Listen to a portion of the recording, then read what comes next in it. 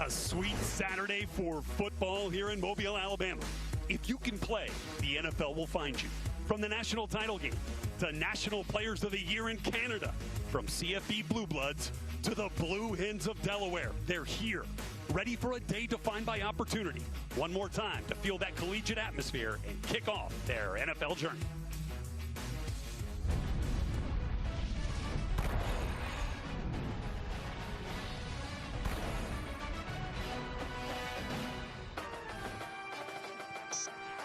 The best of the best have spent all week competing, trying to elevate above the rest.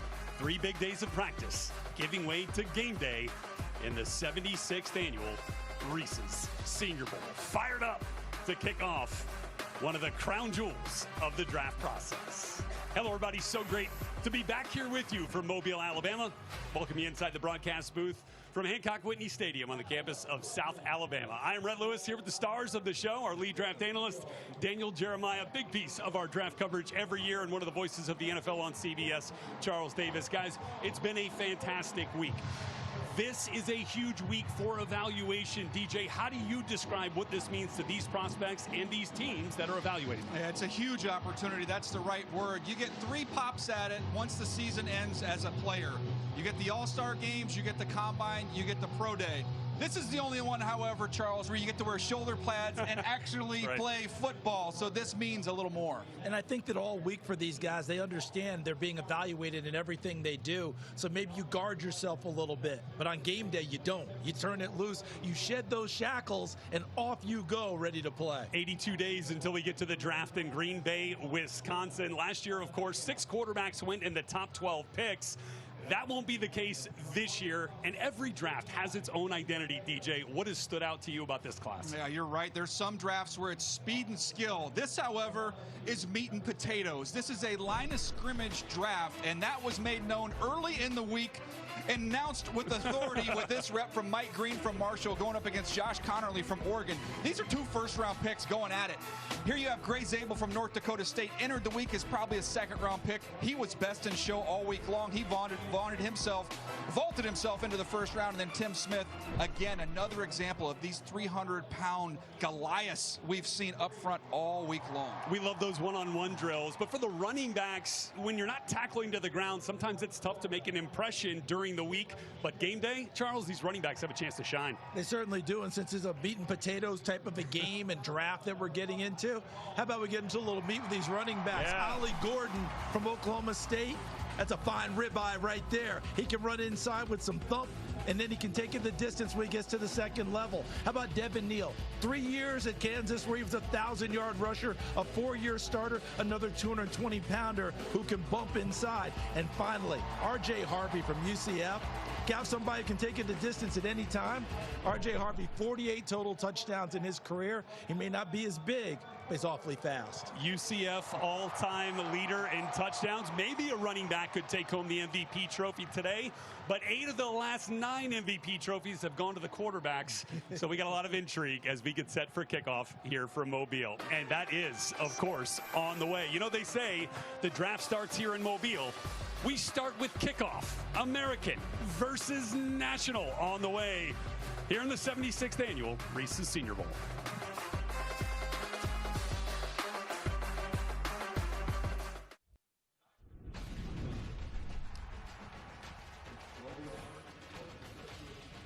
Back live here on NFL Network, 76th annual Reese's Senior Bowl in front of another sold-out crowd. Back-to-back years, the executive director of the Senior Bowl, Jim Nagy, just one of the reasons he's done such a great job elevating this game. It means so much to the Mobile community. And Jim will join us here shortly. Joining us now, Tom Pelissero, our intrepid reporter down on the sideline all day. We're at a big opportunity for the mascots, first and foremost, here out at the Reese's Senior Bowl. Also a big opportunity for some rising NFL assistant coaches. Giants offensive coordinator Mike Kafka leading the national team today. Browns special teams coordinator Bubba Ventrone leading the American side. Bubba got the boys fired up just moments ago. Let's go! Let's go! We talked about it all week. Football is a game of fundamentals. It's a game of fundamentals. You played football your whole lives. Go out and execute with great fundamentals today. If you see a mini Bubba on the sideline today, by the way, that is his 11-year-old son, Major. Bubba told me he is the Brian Urlacher of his youth league, getting to meet some of his heroes, helping out Dad, a future Senior Bowl player himself, Brett. Rocking that 33. I love it right there. Hey, Major, I'm told, also has the offensive call sheet. So, you know, Tom's made a habit of getting down there and trying to influence some play calls.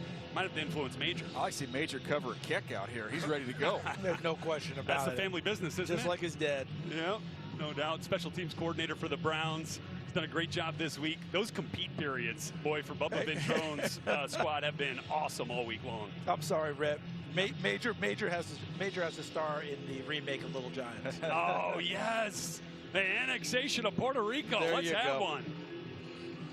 All right, we are ready for kick. The national team won the toss and elected to take the ball. So we will see Mike Kafka's offense first.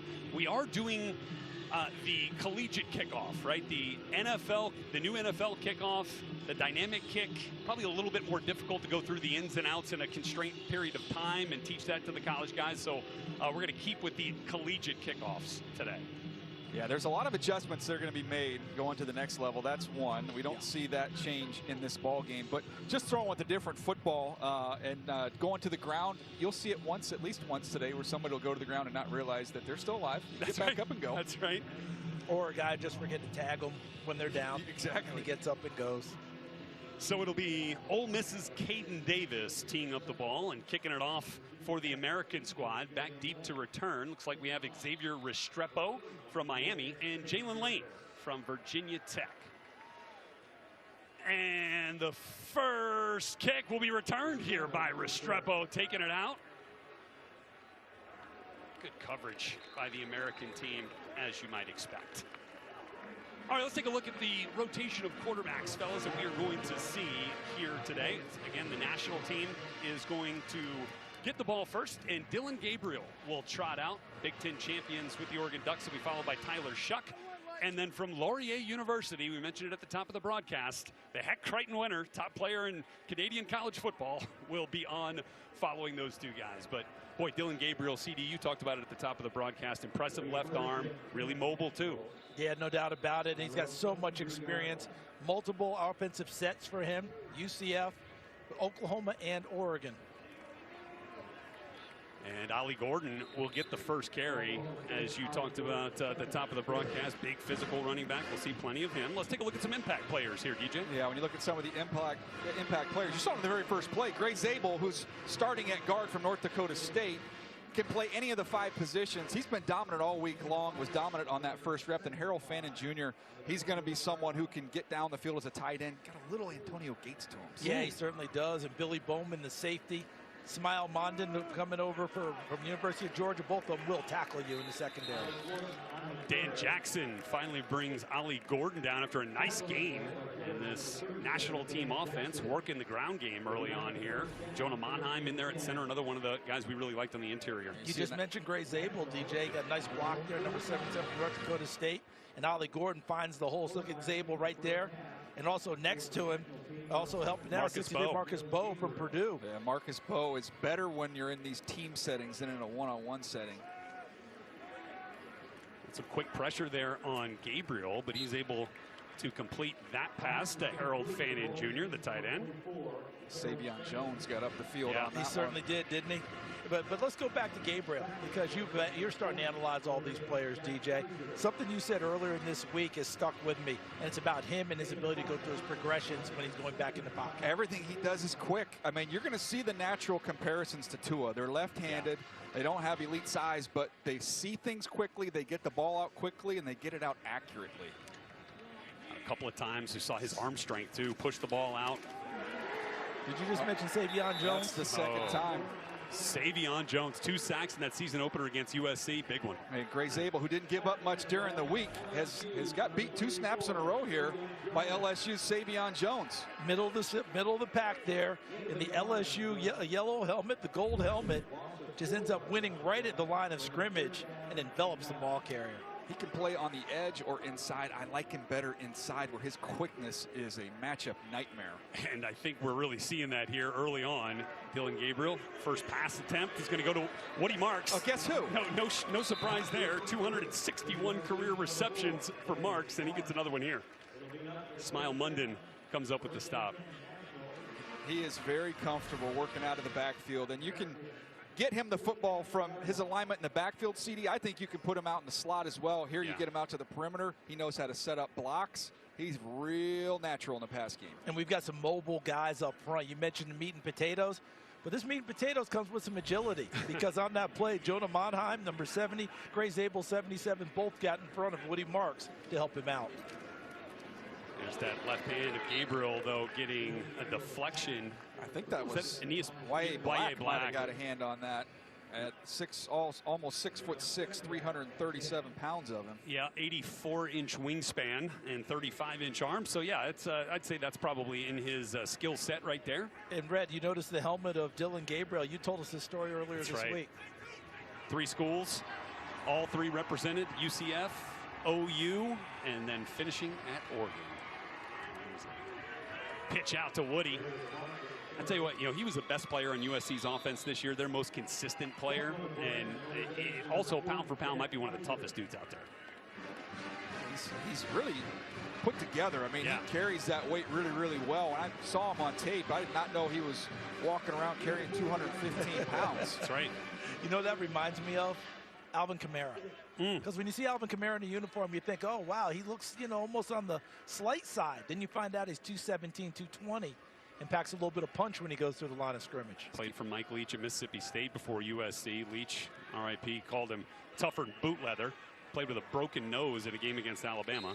As Xavier, is that Restrepo right now? That was Jaden Higgins coming up with a nice grab from Gabriel here. He looked at Arroyo, was able to come off that read quickly, the tight end from Miami. Then he gets Higgins dragging across the field, CD.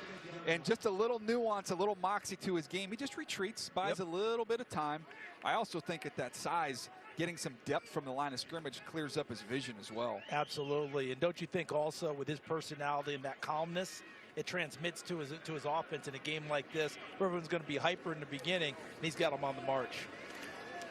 March is exactly what this national team offense is doing here early on. Stayed on schedule, a couple of first downs, now into American team territory here with Ollie Gordon getting another carry. Been the early workhorse for this national team offense. Jaden Higgins, that, once we get down to the red zone, really start keeping an eye on that big frame, too. Well, I keep an eye on Arroyo as you get down here in the red zone as well. Big tight end from Miami is up at the top in the slot. It's on the right side of the screen. That's a backwards pass. Yeah. Oh, we got a double. We're going to go trickery. Ollie Gordon let one loose, and we got it connected. It's Jaden Higgins with the first score of the Senior Bowl. Is that legal? Are we good with that? Not only is it legal, how about the way Higgins finished with a little crane kick celebration? But Ollie Gordon, you guys called it right from the beginning. Backwards pass, that's a lateral. Nice heads up, gets a nice block in front of him. I believe that was Restrepo, number 6, who is a slot receiver. Watch in front of Ollie Gordon. See Restrepo, number 6? He provides the block to give him enough time to get rid of the football.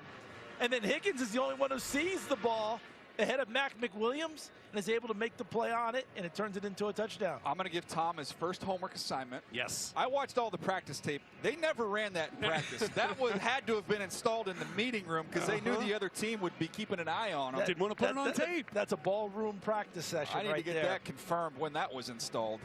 No extra points. We're going for 2. Dillon Gabriel got it on a contested catch up top to Elijah Arroyo, a guy you said to keep an eye on here, Deej. Yeah, he's someone who's going to enter into that mix as a first-round pick because he did this all week long. His size, his catch radius, his playmaking ability.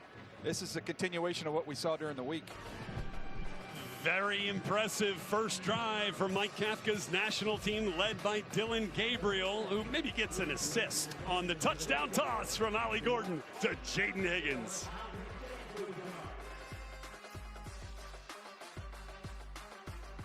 The 2025 Senior Bowl is presented by Reese's. Analysts agree Reese's Peanut Butter Cups are the consensus #1 pick.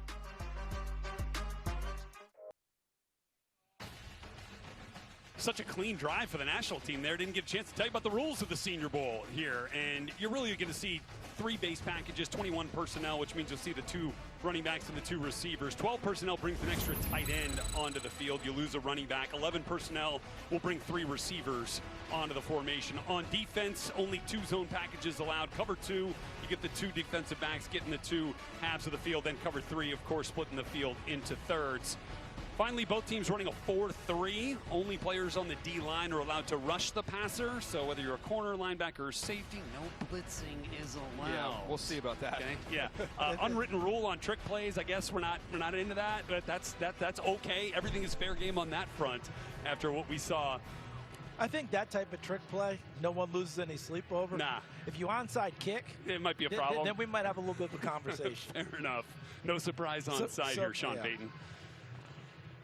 It's about as entertaining a start to an all-star game as I've seen in 20-plus years. I just love it. I love the coordination because, as you said, DJ, we didn't see it at all during the practice sessions. So to be able to walk through it in private and then go out and execute it, yeah. Credit to everyone. And everything had to happen. Gabriel to Higgins, blocked by Restrepo. Excuse me, to Gordon, and blocked by Restrepo, and then Higgins with the catch. Ryan Fitzgerald kicks it off. Fair caught by Brashard Smith. We go down to Tom with some more details on that trick play. Tom? Well, I chased down Jason Vrabel, the Packers assistant coach, who's the OC for the national team. He told me, DJ, they actually did run that in practice. Somebody with an iPhone shot video of it. It went viral. But this is the Reese's Senior Bowl. Anything goes. They ran it anyway. Wow, that must have been like a walkthrough period. I did not see that one. Hey, Tom, if that went viral and no one really picked up on it, it must have come from my account because I don't have one. CD goes dark on social, but we are lighting up this stadium now because the hometown hero, Fair Hope's finest, and the leader of the Notre Dame national title run, Riley Leonard, in at quarterback. All right, first handoff goes to Trevor Etienne, Travis's younger brother. Travis, of course, the Jaguars running back. Let's take a look at your quarterback rotation here. It's a little bit unique for the American team offense. Riley gets the start here. We will announce Jalen Milroe as the starter of the second half. Of course, the Alabama Crimson Tide quarterback, so we'll see him to start the third quarter. In between then, you'll see Jackson Dart from Ole Miss, very much in that QB3 conversation, as DJ mentioned. And then Seth Hennigan from Memphis will join the party as well. What do we think here? Do we think we're going to see 9 runs on this opening drive for Riley Leonard, as he did in the national title game? Nice first completion for Riley Leonard. Gets that out to Ty Felton. Let's take a look at our impact players here. Charles? So as we check out who we have today, how about Jack Besh, wide receiver for TCU, a 1,000-yard receiver this last year. He will go up and get it and then run over you after the catch. And Trevor Etienne from Georgia, the running back who's a transfer from Florida, already seen him with 1 carry, DJ. And on the defensive side of the ball, Jeffrey Bassa from Oregon has been awesome all week long in coverage as well as against the run. And Darius Alexander, number 9, you see him as a defensive tackle in there. He's been a nightmare to block.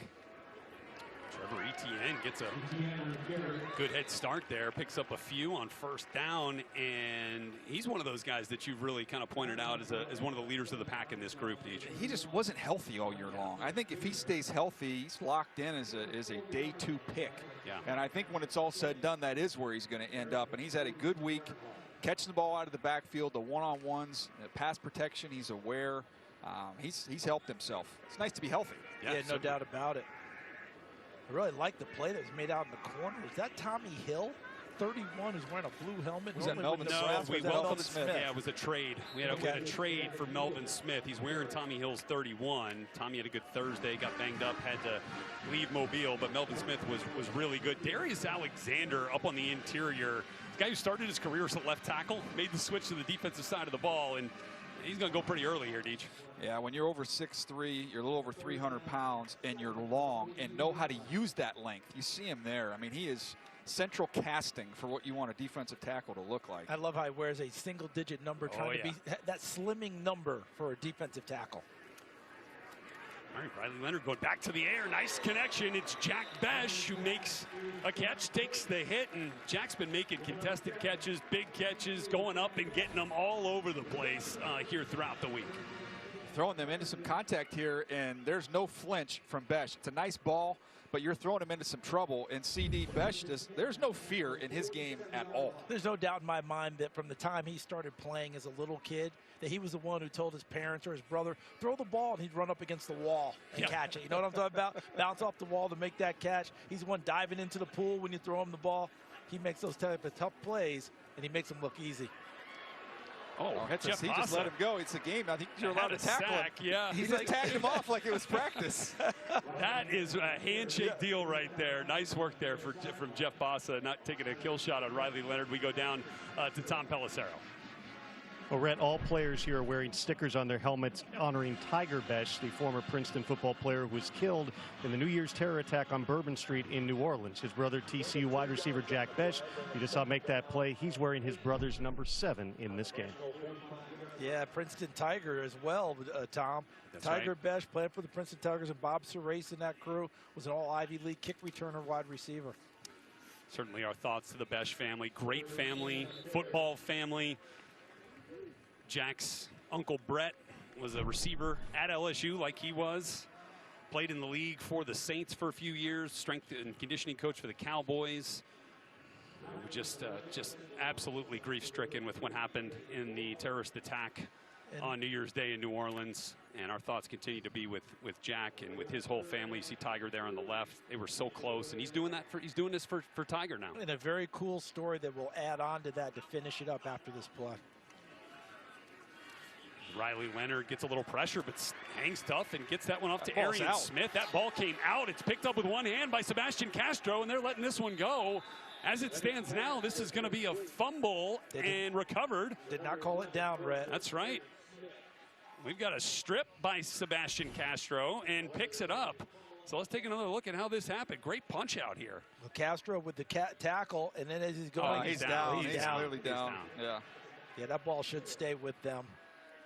Yeah, I think the officials are going to get together, pretend like somebody somewhere else is watching it, and just go off what you saw off the scoreboard right there and get the ball back. But you understand. A reception, then a fumble, recovered by the defense. First down. Okay. Wow. That's tough. Remember, no replay on. No replay assist. Oh, there is replay in the stadium. You just go off that.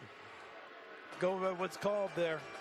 Okay, so we've got a turnover for the American team offense. We'll bring the national team out up 8-0 from Mobile.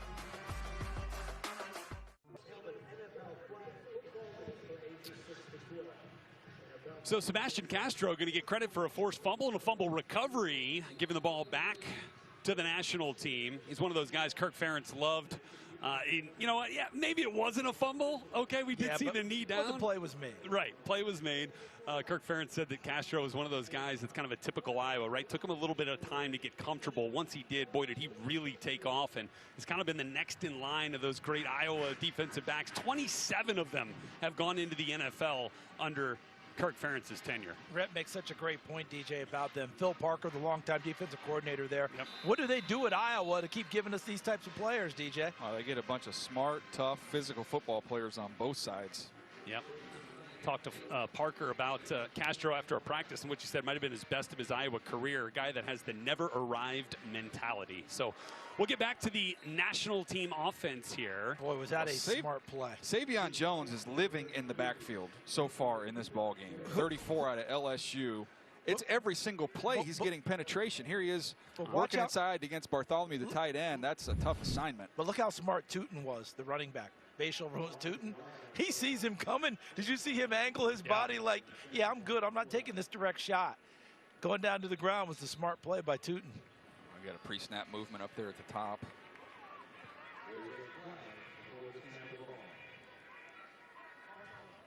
'71, 5-yard penalty, second down.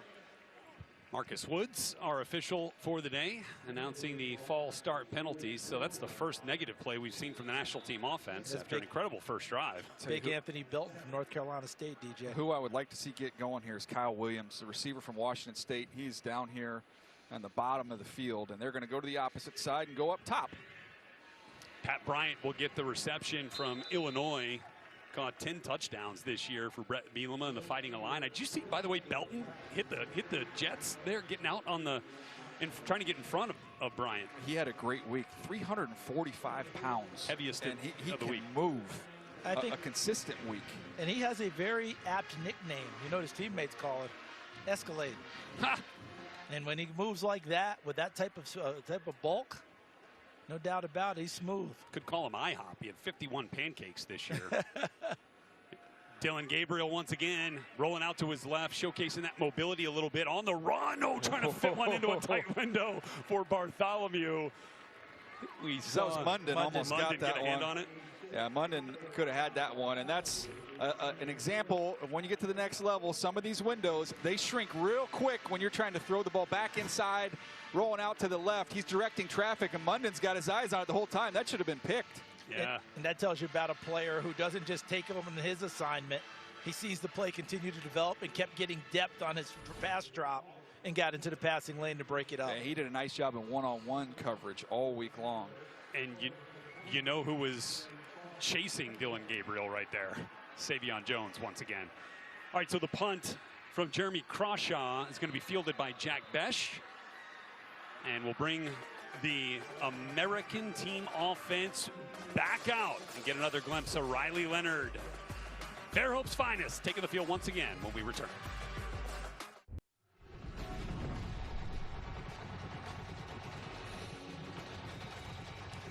76th annual Reese's Senior Bowl continuing here from Mobile, Alabama, where I feel pretty comfortable saying that Riley Leonard was the most popular autograph request of the week, or one of. We'll give him one of. Fairhope's finest right there from just down the road. Signing autographs, got a Notre Dame jersey right there, and one of 4 players with Mobile area ties. Buddy on his team, Shamar James, went to Faith Academy in Mobile. Linebacker for the American team. Tez Johnson was one of the best in show at wide receiver this week. Couldn't make it to game day. And then Jamal Pritchett played his college football right here at Hancock Whitney Stadium for the South Al Jags. And I believe his cousin Nehemiah was here last year. Played at Auburn, a 5th round pick of the Seattle Seahawks. Sunbelt's leading receiver, receptions and yards. Get a chance to see him shortly as Riley gets set to kick off this second drive for the American team. A little false start action here.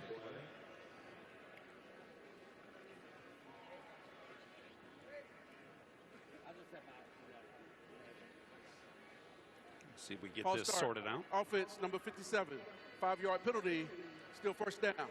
Please set the game clock 3:27. Maybe you mean 67? I think Jackson Slater. Well, he's not in. Green helmet's not in there.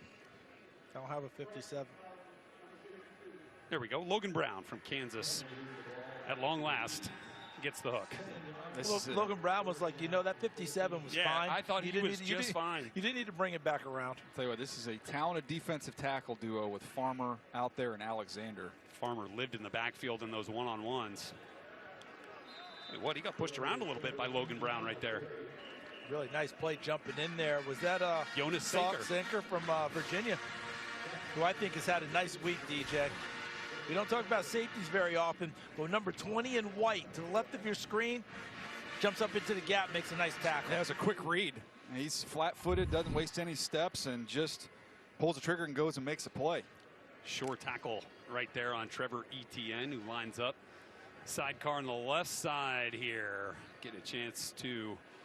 He's kind of in the practice. He was the practice player of the week for that running back position for the American team, and has been used often. There's Jack Besh making another catch. The ball pops out, but out of bounds.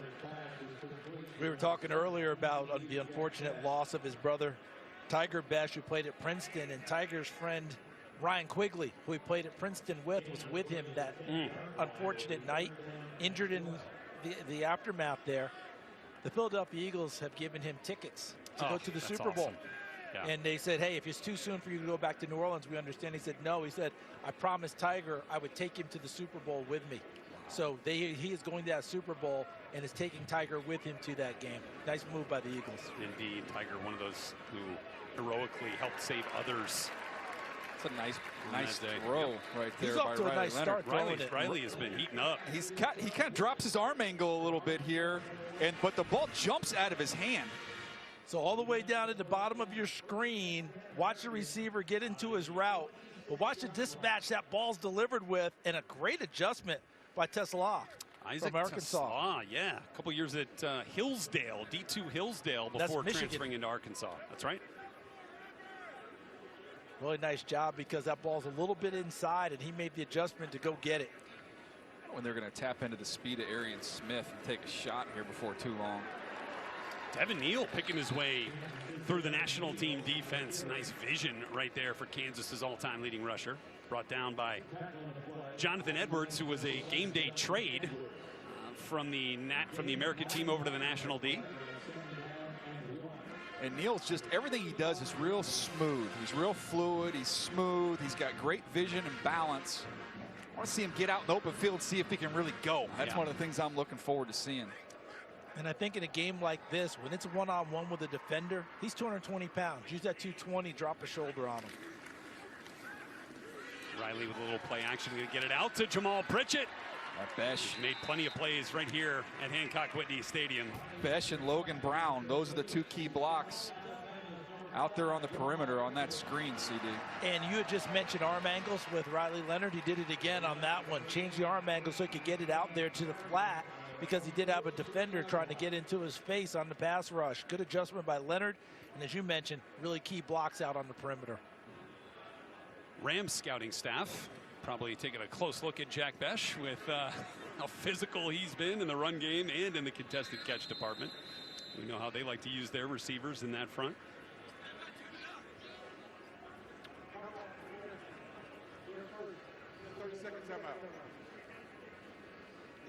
All right, so we're going to take a timeout for the American team.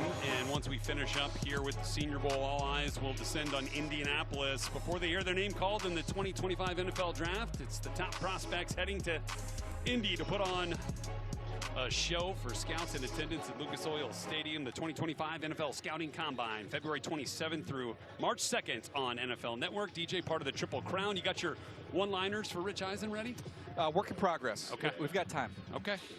All right. Okay, he's fast on his feet, as you know, Rhett. I do. You don't have to worry about DJ. He creates time, creates lines in real time. He's a good goalie, though. I try to slip a couple by the goalie during that week. It's very tough to do. Do we have football on the stick in the house? Is there anywhere? Well, oh, you mean here? Yeah. I think Rich guards that. I don't think he lets it out of his sight. I would imagine you are correct there. All right, Riley Leonard working with a fresh set of downs here as the American team approaches midfield. Here's your shot. Might get your wish on a shot play. Oh, I was trying to get Jack Besh just a little out of his reach. Darian Porter looked like he was in coverage there. Well, Besh thought it was going to be more to the sideline, didn't he, DJ? And that ball ended up more downfield, and he was trying to adjust late. They were not on the same page. Besh thought it was more of like a 7 route, kind of a flag route. And Riley Leonard was throwing it more upfield.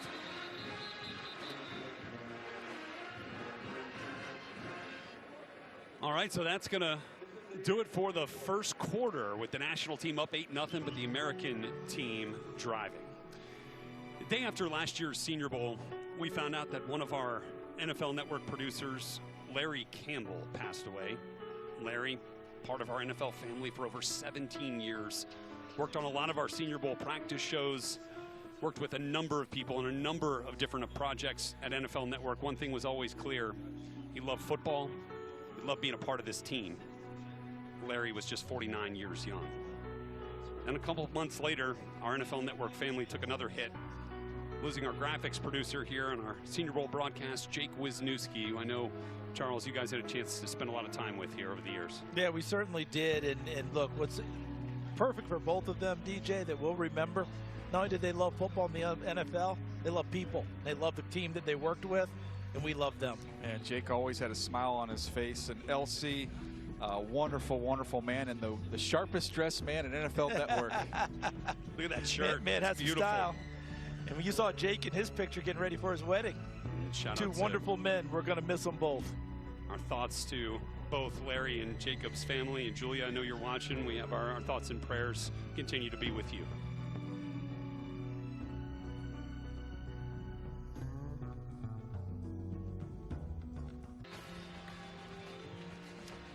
All right, back live here from Mobile, where the national team remains on top 8-0, but the American team has had some success on their second drive. That 54 yards through the air so far, all by Riley Leonard, who maintains his spot at the quarterback position here for the American team. And wow, they're going Buffalo Bills. Yeah, we got okay, 6 linemen in here. Garrett Dellinger stepping in. I mean, the Bills, I think the Bills did it the highest rate of anyone this year in the NFL with the extra offensive lineman coming in, Alec Anderson. Oh, and he's, oh, come on. We're going to lose this 6-0 lineman package here really soon. 5-yard penalty, second down. I had a game a couple years ago, Brian Daboll and the Giants sent in the extra offensive lineman, and he was the eligible player. Yeah. That's right. And he jumped. Play never got run. Never got run. He got to the sideline. Let's just say Brian Daboll expressed to him that that play will never be called again. That one, that page got ripped out of the playbook. You got it. All right. Traditional 5 offensive linemen back here for the American team offense. Jalen Royals into the game at the bottom of your screen. Wide receiver. Devin Neal. Oh, some good pressure from that national team defensive front led by Landon Jackson. Landon Jackson made the play, and if he doesn't, Jeffrey Boss is right there, an inside linebacker. Both those players excellent against the run. You're going to see Jackson from the backside. He's able to knife through, and Boss is able to read it and fill immediately.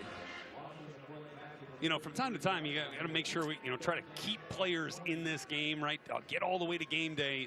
Jeff Bassa, you might have to drag him off the field. He's one of those guys that's going to try to take as many reps as possible. Look at him out there communicating, see him moving the arms. Riley Leonard going to go down. I believe was that Jackson again? Junior Tafuna on the interior. Junior Tafuna from Utah gets through and gets a big stop on 3rd down to force the punt. So, Rhett, I love when you read my notes here from him all week long. Yeah, go ahead. All power. That's what he does. He just, there's not a lot of, we're not going to worry about a lot of hand swipes and rips and a lot of different hand movements. We're going to put our hands on your chest, and we're going to take you where you don't want to go. As our English teachers used to tell us, not a lot of nuance to his game. Man, that was power on power, really, in that one-on-one matchup. Clay Webb was the guard, and he ended up getting inside of.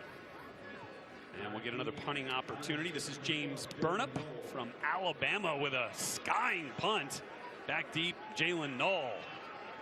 A chance to return this one. He does indeed. Some good initial blocking out there by the national team punt return squad. They'll have the ball back, and we'll get a chance to talk to the architect of these 2 fine rosters. Executive Director of the Senior Bowl, Jim Nagy, is on his way up to the booth when we come back. Welcome back to the Reese's Senior Bowl. Tom Pelissero joined on the field now by the Executive Director, Jim Nagy. What a weather day. What an environment out here. Yeah, second straight sellout. So we're fortunate. It's been a great week, great competition out here with the players. To end it like this it's a great way to end it. You got a lot of high-profile quarterbacks in this game. Take me through what you saw from those guys through the week. Yeah, I mean, the thing, if we're talking about the whole group, they all got better, which was the main thing. Very rarely do guys come out here the first day when they're being asked to do so many new things and light it up. So they got better every day. I mean, everyone had their own day. So I'm excited to see who lights it up in the game. So far, Ollie Gordon's thrown her only touchdown of the game. So hopefully one of these quarterbacks gets in the mix. Are double passes actually allowed? I was unclear. Is that a legal play in this game, or is it anything goes? Why not? It's an all-star game. Let's spice it up a little bit. Who else helped themselves through the course of this week? I think there's a lot of small school guys. Gray Zabel was our overall practice player of the week, and so what I do is I text a front office guy from all 32 teams. He was on like 28 of the 32 teams. So he had a phenomenal week. You look at like Darius Alexander. We saw what Quinyon Mitchell did last year. Now his teammate Darius Alexander from Toledo. There's too many to name, but those are 2 that stick out. You also do a ton of great stuff off the field during this week, feeding the Gulf Coast as well as the parade. Take me through those events. We flipped our community service day. So we usually do that on Friday. This year we did it on Monday. Feeding the Gulf Coast is a big thing for us. We also partner with them for a turkey bowl thing we do in town around Thanksgiving. And through the week last night we had the Mardi Gras parade and concert. The players love the Mardi Gras parade. So Senior Bowl Eve is becoming a bit of a thing with that, so that's fun. It was just a great night in Mobile last night, and today, this is what a better day for Mobile, Alabama than this. Great day, great game. Thanks, Jim. Thanks, Tom. Guys.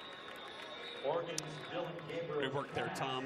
Appreciate that. As Gavin Bartholomew makes a grab from Tyler Shuck quarterback who has spent 7 years in college football. His final season coming at Louisville after starting his career backing up Justin Herbert at Oregon, then found his way to Texas Tech, endured some season-ending injuries, but has persevered and had a really good week, Charles. He's got 3 more degrees than I do, Charles. He did have a good week, and I want to get back to that with DJ. Yeah. But 7 years you mentioned. Remember when 7 years of college down the drain was a funny line? Yeah, now modern 7 day years Van Wilder. 7 years pretty good, right? That's right. DJ was shocked, you know, with the week that he's had, coupled with the season that he had, because he had injury issues at multiple schools, right? Yep. First year he's got a chance to throw the ball consistently. What have you seen from him so far? Well, you see the obvious, which is he's got excellent size. He can drive the football. And early in this week, a lot of people ease their way into Senior Bowl week, and I'm just going to try and collect. No. He was attacking with vengeance down the field. I think he dialed in a little bit more as we went through the week, but that's his style. He wants to push the ball vertically. Also ended up with the largest hand measurement as we get ready for a timeout on a 4th down play. The largest hand measurement of any of the quarterbacks, just under 10 inches, and put that to good use as well. We'll show you that in just a little bit. Had one of the more unique plays we've ever seen from a quarterback. Here we go. In the shotgun, he's looking off to his left. Snap comes out far right. Yeah, you know, just a casual Harlem Globetrotter flip right there. I've seen quarterbacks catch snaps with one hand my whole life. I've seen quarterbacks flip the ball, spin the ball. I've never seen it happen at the same time. Charles, that's a new one for me. And when it happened, the way that he did it, did you two not feel that he was like, I've been waiting for this opportunity? Oh, right? Yeah. This was not a reaction like, oh, what do I have to do? It's like, please give me one of these snaps so I can show this is what I do. It was awesome. And just been gripping it and ripping it. And you know, this is, by the way, his 6th offense that he's learned this week. Well, you did mention, DJ, how he pushed the ball downfield. Remember when Mike White was here a few years ago out of West Kentucky? He was one of those same people who wanted that ball downfield from his first throw. A couple of tough yards there for Woody Marks. The spot at the top from the official did not get it on a 4th down here. I'll tell you what, Anthony Belton, when you look at 345 pounds of him working against Y.A. Black at 337 pounds, that was a heavyweight wrestling match. You did feel the booth move a little, didn't you? Good night. Wondering what that was. Okay, so maybe, you know, favorable spot, you know, to try to make up for the fumble call, perhaps, here to get the American team offense back out onto the field. That's just a possibility. Yeah. Let's see what Bubba Ventrone's squad gets ready for. Let's just give the defense some credit. Yeah, big stop. That's fine. That's fine. Big stop. Sure. I'm into it. And we'll see the American team offense led by Jackson Dart when we return.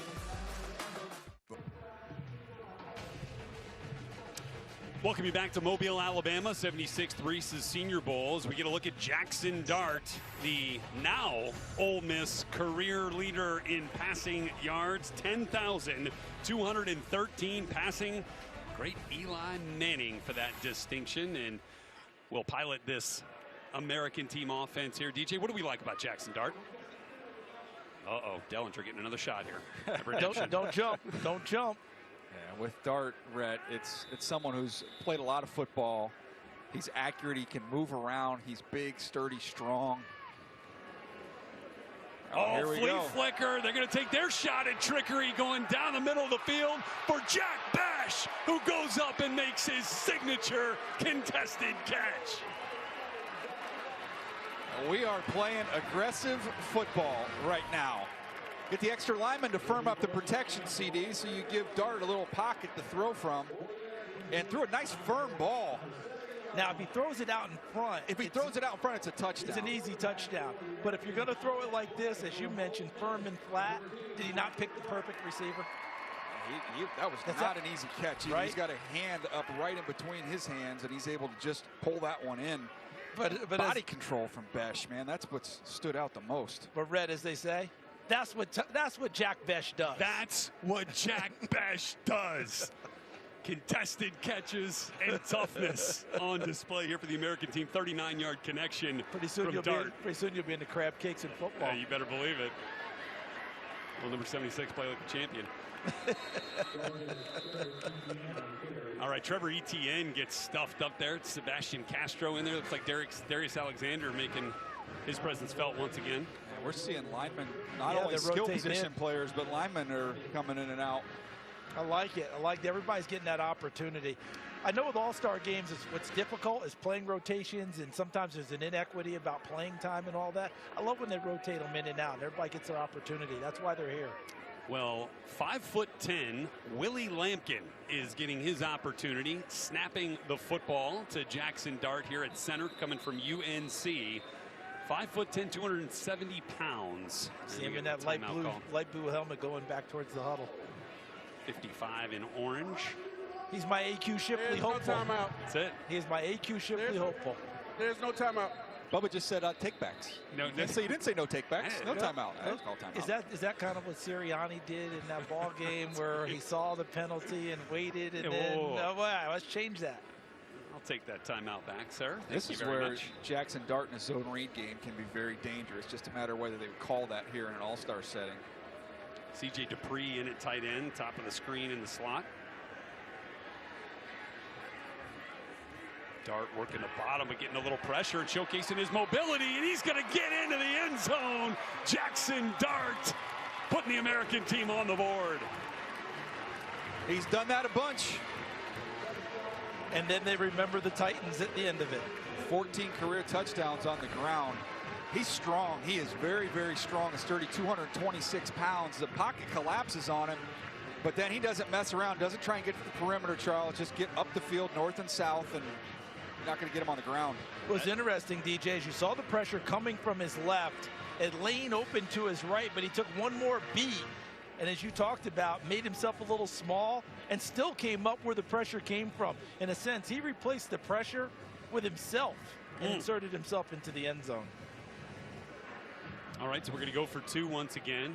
It was Dart, bounced off the tackle attempt to Justin Barron, gets into the end zone, and now on the rollout, he's going to go in the back of the end zone for Isaac Tesla, who makes another difficult catch in traffic right there to put two on the board for the American. So they hit a big play down the field. Dart runs one in and then shows off the athleticism on the move. He wanted ETN right now. He got off of it quickly and worked to the back line. Good strong hands from Isaac Tesla on the 2 point. You guys recognize the celebration? Oh, remember the Titans? Remember the Titans? Back in Mobile, where Jack Besh's 39-yard catch on a flea flicker set up the American team's first touchdown of the day. A contested catch that he prefers that we don't call them the 50-50s. When nobody's around after, I beat the dude so bad at the line, I got 4 or 5 yards of space. But I would say just that adrenaline rush of the ball being up in the air. People call them 50-50 balls. I like to call them a 75-25 ball. Just when that ball's in the air and it's you versus one other guy, who's going to go up and who's going to attack that ball, and who's going to get it, and who's going to win that rep. So whenever, I can jump up and I come down with those balls, I would say those are my most exciting catches that I really enjoy the most. So with Jack Besh, the mentality is not it's a jump ball, it's my ball when the ball's in the air, and enjoying some handshakes with his teammates. There's Jalen Milroe. We'll see him to start the second half. But also got to give a little credit to Isaac Tesla, who's made a couple of contested catches as well, CD. Yeah, no doubt about it. And DJ, when you see that and you hear Jack Besh talk about it's not 50-50, it's 75-25, how does that feel when you're, doing the analytics and the analysis of these players to hear that kind of confidence? As a quarterback, every time I hear 50-50 or you're going to say 75, I just need to know that the DB has a 0%. That's the most important thing. So let's make sure that takes place. You want that number bumped up a little? Exactly. And then hopefully you do a little north of 50. But he has been excellent. Tesla as well, who's a big slot receiver. They're both 100% on contested catches so far. Good point. Xavier Restrepo fields that kickoff, and that'll come out to the 25-yard line on the touchback. As we bring the national team offense back out, and we're going to get another look at Tyler Shuck running the offense for Mike Kafka. 8-8 ball game here with 9:19 to go in the second quarter. You got to get Higgins back going again. Yeah. Had that big double pass catch from Ollie Gordon, who, by the way, only attempted 2 passes in his Oklahoma State career. Can you believe Higgins came out of high school with only 2 offers? Eastern Kentucky and Austin P. Tyler Shuck, plenty of time on the rollout, but he's going to take it down and run it, sliding down as we go down to Tom Pelissero.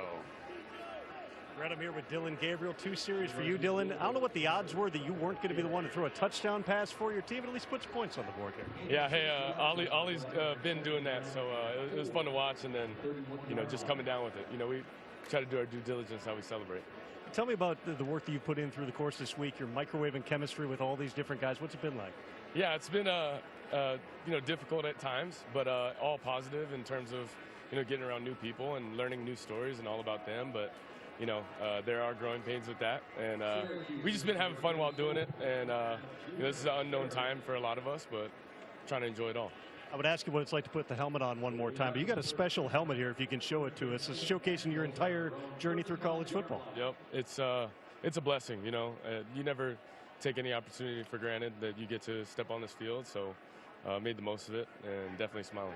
Last year, Bo Nix came in here, played his way into being the 12th overall draft pick. You broke his record with 63 college starts. What kind of an advantage is that, do you think, going forward? Yeah, I think just playing a lot of football, a lot of experience, been in a lot of places and played a lot of different teams. But you learn a lot about yourself throughout that process and, how to find a way to win throughout all of that. So it's a big blessing, and I'm excited to be here. So you're the smallest quarterback here, but I'm guessing that's nothing new for you. I've seen some photos of you as a kid back in Hawaii. You're never the biggest dude on the field. What are some of the things that you feel like you can do to take advantage of that and overcome it? Yeah, I feel like I just want to find the right fit.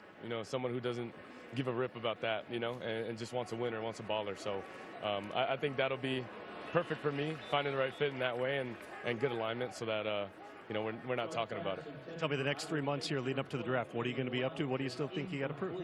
Yeah, grinding out in Huntington Beach with 3D QB, just getting that work in, and then got the combine ahead in pro day. So attacking that, and then we'll see where life takes us. Good luck, Dylan. Thanks. Thank you. Tom, thanks. Dylan, one of 2 FBS players since 1996 with at least 3,000 passing yards and at least 30 touchdowns at 3 different schools. You know who one of the other ones was?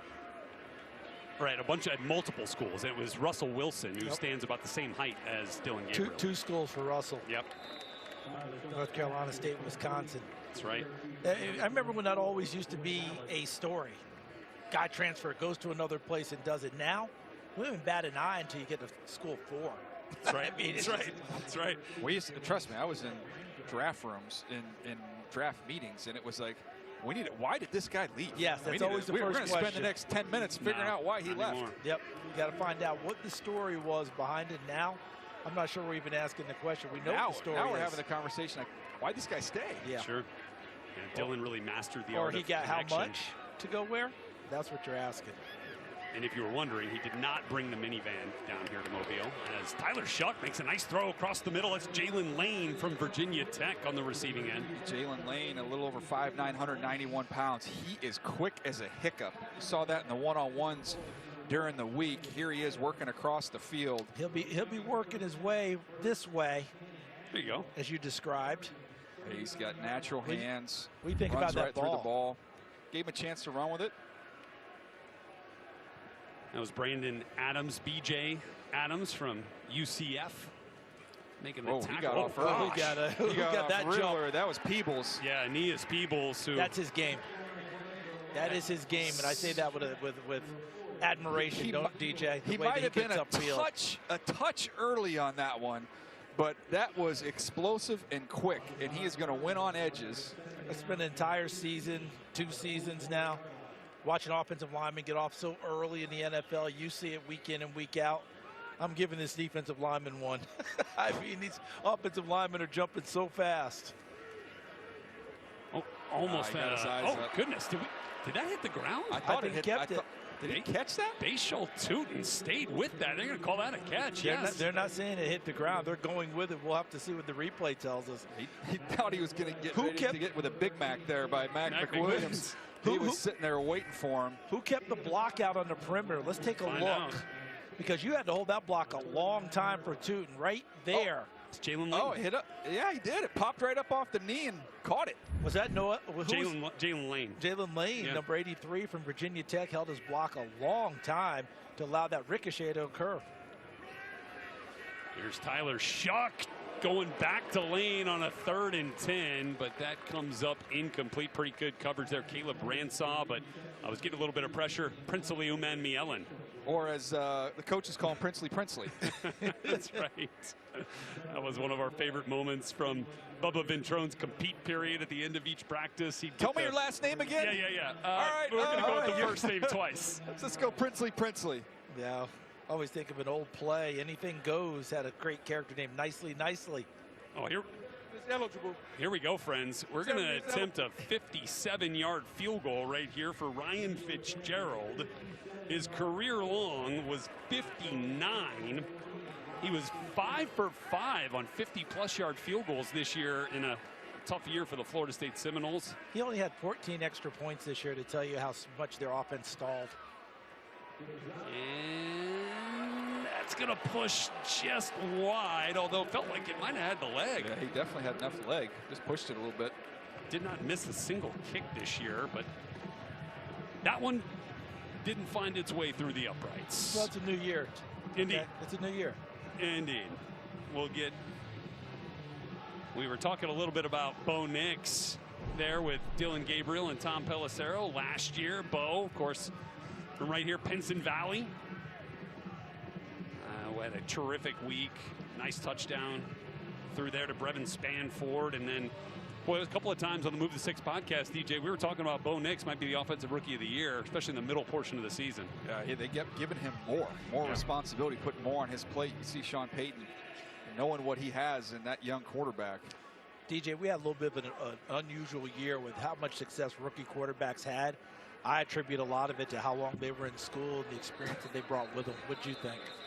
That was the thing that they had. I mean, all that experience, and we've seen guys struggle over the past 5 or so years who don't have that experience. Anthony Rich had 13 career starts at Florida. Offense number 76. It's hard to catch up. 5-yard penalty, first down. Pre-snap penalty for the American team offense, but you know we had the 6 quarterbacks that went in the top 12. 2 of those 6 ended up playing right here in Mobile. Bo Nix was one of them. Michael Penix, the other. Both ended up starting. Penix will enter next season as the starter. The car going forward. Listen, Nix went to the playoffs. Jaden Daniels went to the playoffs, number 2 overall. That's right. I mean, rookie quarterbacks, a big year for those guys who were drafted in top 6. Alert, alert, alert for the national team defense. One of the fastest guys on the field just got the football. That's Marcus Yarns from the Delaware Blue Hens. Ray, you could have alerted them just a little bit earlier than that. Taking a look at some of the rookies we saw in the NFL this year that began their draft journey right here in Mobile at the Senior Bowl. Ladd McConkey was just an absolute stud in those one-on-ones. You got to see him all year long with the Chargers, DJ. Yeah, people ask, how do you cover him? I said, I'll let you know when somebody does. That's right. Braden Fisk went into lore here at the Senior Bowl. Remember, he switched teams morning of game day trade. And played almost every snap. With Jackson Dart feeling the pressure, going to step Jackson out of it. Get pressure again. And Dart Flag. got some easy mobility, but it looks like we're going to get a holding call here. Atlanta Jackson's been active from Arkansas. Yeah, you're going to have to pardon my language here, but he says Holding. he just likes to go out there and play number pissed 72. off.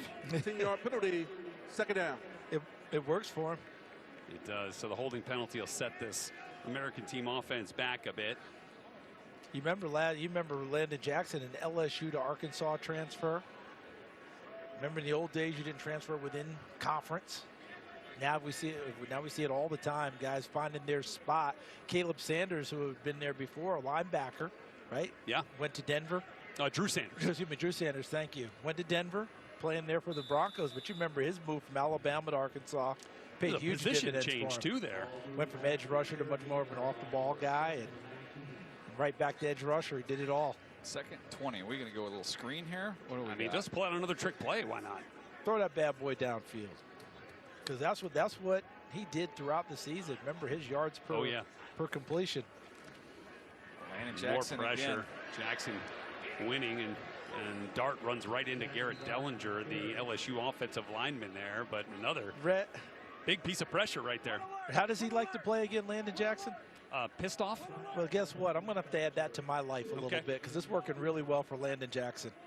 Well, you know, it worked really well for him in 2023 against Alabama, where he had 3.5 sacks and 11 tackles. If you're into that. If you're into that sort of thing against the best of the best type of competition. All right.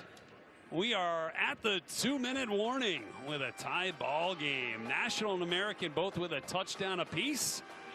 And we got the final 2 minutes of the first half on the way.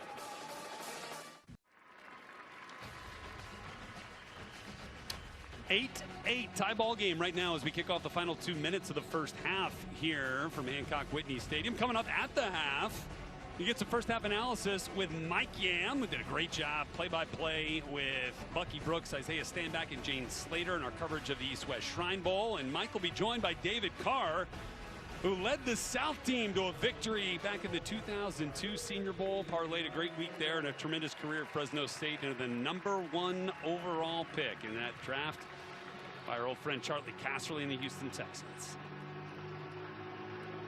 I bet DC's still riding high off the Dodgers, too. Oh, boy. It's gross. That baseball thing cuts deep, doesn't it? It really does. Marcus Yarns remain in the ball game next to Jackson Dart, piloting this American team offense. Another strip sack. Landon Jackson gets around the edge, and the national team defense is going to be able to get on top of it for another turnover. Make yourself some money, Landon Jackson, coming off the edge. He's won a couple different ways. He's won with speed. He's won with counters. This time just a little swipe move and then flattens right to Jackson Dart. And not only does he get to him, CD, able to locate the ball and punch it out. Yeah, punch it out. Then watch the hustle by his fellow defensive lineman there. Colin Oliver. Really good job because Oliver had been rushing the passer and was actually on the ground. Sees the ball free, pops up, and goes and gets it. Excellent hustle by Oliver. All right, so 1 minute 54 left in the game, and we've got, in this first half, we got Tyler Shuck back with the national team offense. He almost popped that run. That was Ollie Gordon. Yeah, he almost popped through. Because he's run very well so far in this game. A lot of it between the tackles, showing some toughness. DJ, as you noted, one step right there, right? If he's able to get his foot out, he's off and going. Ollie, the leading rusher so far for this national team. But again, this is some situational football stuff here in the final 2 minutes of a half, going in to try to get a score. He's also the second leading passer. Fair point. Nice vision, too. Big hit by Caleb Ransaw, along with Jack Kaiser. Ransaw coming down from his safety position to put a lick on Gordon, but not before a nice gain to move the chains. And Ollie Gordon's not falling back when you hit him either. He's always going to be falling forward. Ransaw understood that and brought everything he had with it, but as you noted, Rhett, an impressive run by Gordon before the tackle. Can we get Kyle Williams' ball up here? Love to see Kyle Williams get into it. Right now we're going to stick with the bell cow back so far for this national team offense. It's been Ollie Gordon. Looked like Eugene Asante from Auburn triggered on that play, made a nice tackle. Right, so one timeout remains for the national team as we're under a minute. Here's Tyler Shuck. Now he's going to throw it to Ollie Gordon, who didn't make a habit of catching a ton of passes there in Stillwater. Yeah, but I've watched him in practice. What'd you think, DJ? I thought he's a pretty good pass catcher. Yeah, he may not have caught many at Oklahoma State, but you know that he can. Timeout. National team, the second and final of the half. Okay, so the national team uses their final timeout. And we'll get back to the action here shortly. Meantime, the action is really kicking off in Orlando as the Pro Bowl games take over. The league's brightest stars showing out for the ultimate flag football showdown. Pro Bowl games presented by Verizon continues tomorrow at 3 on ESPN and ABC. Look at it. Dodgeball is one of my favorites, but I'm most intrigued to see if Peyton Manning can finally get over the hump. You know, guy just has won nothing. He's got to get a win, especially with little brother Eli Manning standing on the other sideline at 2-0. It'd be real devastating if Peyton doesn't get a win in a Pro Bowl. Yeah, it's really tough. I mean, it's poor really guy. But they're probably going to get replaced. I don't know what he has to look forward to if he doesn't get a W. Tough one. All right, so now final 37 seconds here of the first half. We've got a third down play here for Tyler Shuck. Over the middle. Oh, goodness. Picked off. It's Caleb Ransaw. Ransaw gets a nice return all the way out to the 27-yard line. Shuck was looking for Harold Fannin. Cross in the middle of the field in the end zone. His eyes got stuck, CD. Yes. When your eyes lock on and get stuck, and especially down in that area of the field, they're going to jump it every time. And I don't think that on this play, because Fannin's going to go to the middle. And I don't think that's one of those ones where you should expect Fannin to settle. Yeah. I think he's continuing across. I think that's just a bad throw. Good protection. What do you think, DJ? I think he's late. He's late, I think and it's he's got to behind. be early. And right? Because normally, away from him. in some situations, you might expect your receiver to settle and hook up there. That didn't appear to be that play. So Caleb Ransaw came with John Sumrall to Tulane from Troy together. Just one interception in his career, showcasing some good hands there. What a series for Ransaw. Big tackle and then that. Oh, nice play. Good defensive play by number 11. Jonathan Edwards, his teammate. Another trade. Yeah. A little game day trade. Jonathan Edwards came over from the American team defense to the national team defense to help a shortage of corners, and Jackson Dart was looking for Arian Smith, who's got speed to burn. Yeah, big time speed. This ball just a little bit underthrown. Dart tries to get it up early. Just got to get it out there. Good. The one thing he's going to have to do, because this is a college play, look at Edwards' left hand. See where he's riding him and just staying with the shoulder pads? Yeah. In the NFL, that hand's got to be off. Yep. Because once that ball's gone down, and once you're 5 yards downfield, you've got to cover them normally. NFL's about scoring touchdowns and points. They're not going to let you impede them with an arm bar downfield. Good news for Jackson Dart. Landon Jackson's not in this series. That's so that wonderful news, in fact. One timeout remains for the American team. He got hit again. Is that Josh Joyner on the outside? Got a flag Carson out Vincent. and an injury. Carson Vincent at left tackle is having a tough time with all the speed that's getting thrown at him. But Jalen Royals was in there too, in the backfield. He was the one who was a little slow to get up. I thought it was Josh Joyner coming off the edge. It might have been Joyner, yep. 17, and then other people were coming from the inside as well, DJ. Running on the field's incomplete pass. Hands to the face. Defense. 10-yard penalty. It'll be third down. Okay, let's take another look at this with the illegal hands to the face and the pressure that was put on Jackson Dart. See it coming off there to that left side. So it was actually David from the Walker. backside. Yep. It's Walker, number 33. David Walker from Central Arkansas. Remember, he started his career at Southern Arkansas, went to Central Arkansas, and by the way, a 3-time All-American in in Division II. I'm glad you still brought that call up. it 1AA, by the way. I'll never give that up. I have trouble going to this FBS, FCS, and I get in trouble for it all the time. But if you're going to stand with me in solidarity, DJ, yeah, 1A and 1AA. How's that? Walker, 31 sacks for his career. He actually had NIL. He had NIL offers to kind of upgrade and find his way into FBS, but he said he wanted to become legendary at Central Arkansas. He was. He wanted to leave a legacy. He wanted to set records. And he did every bit of that. You name it, he did it.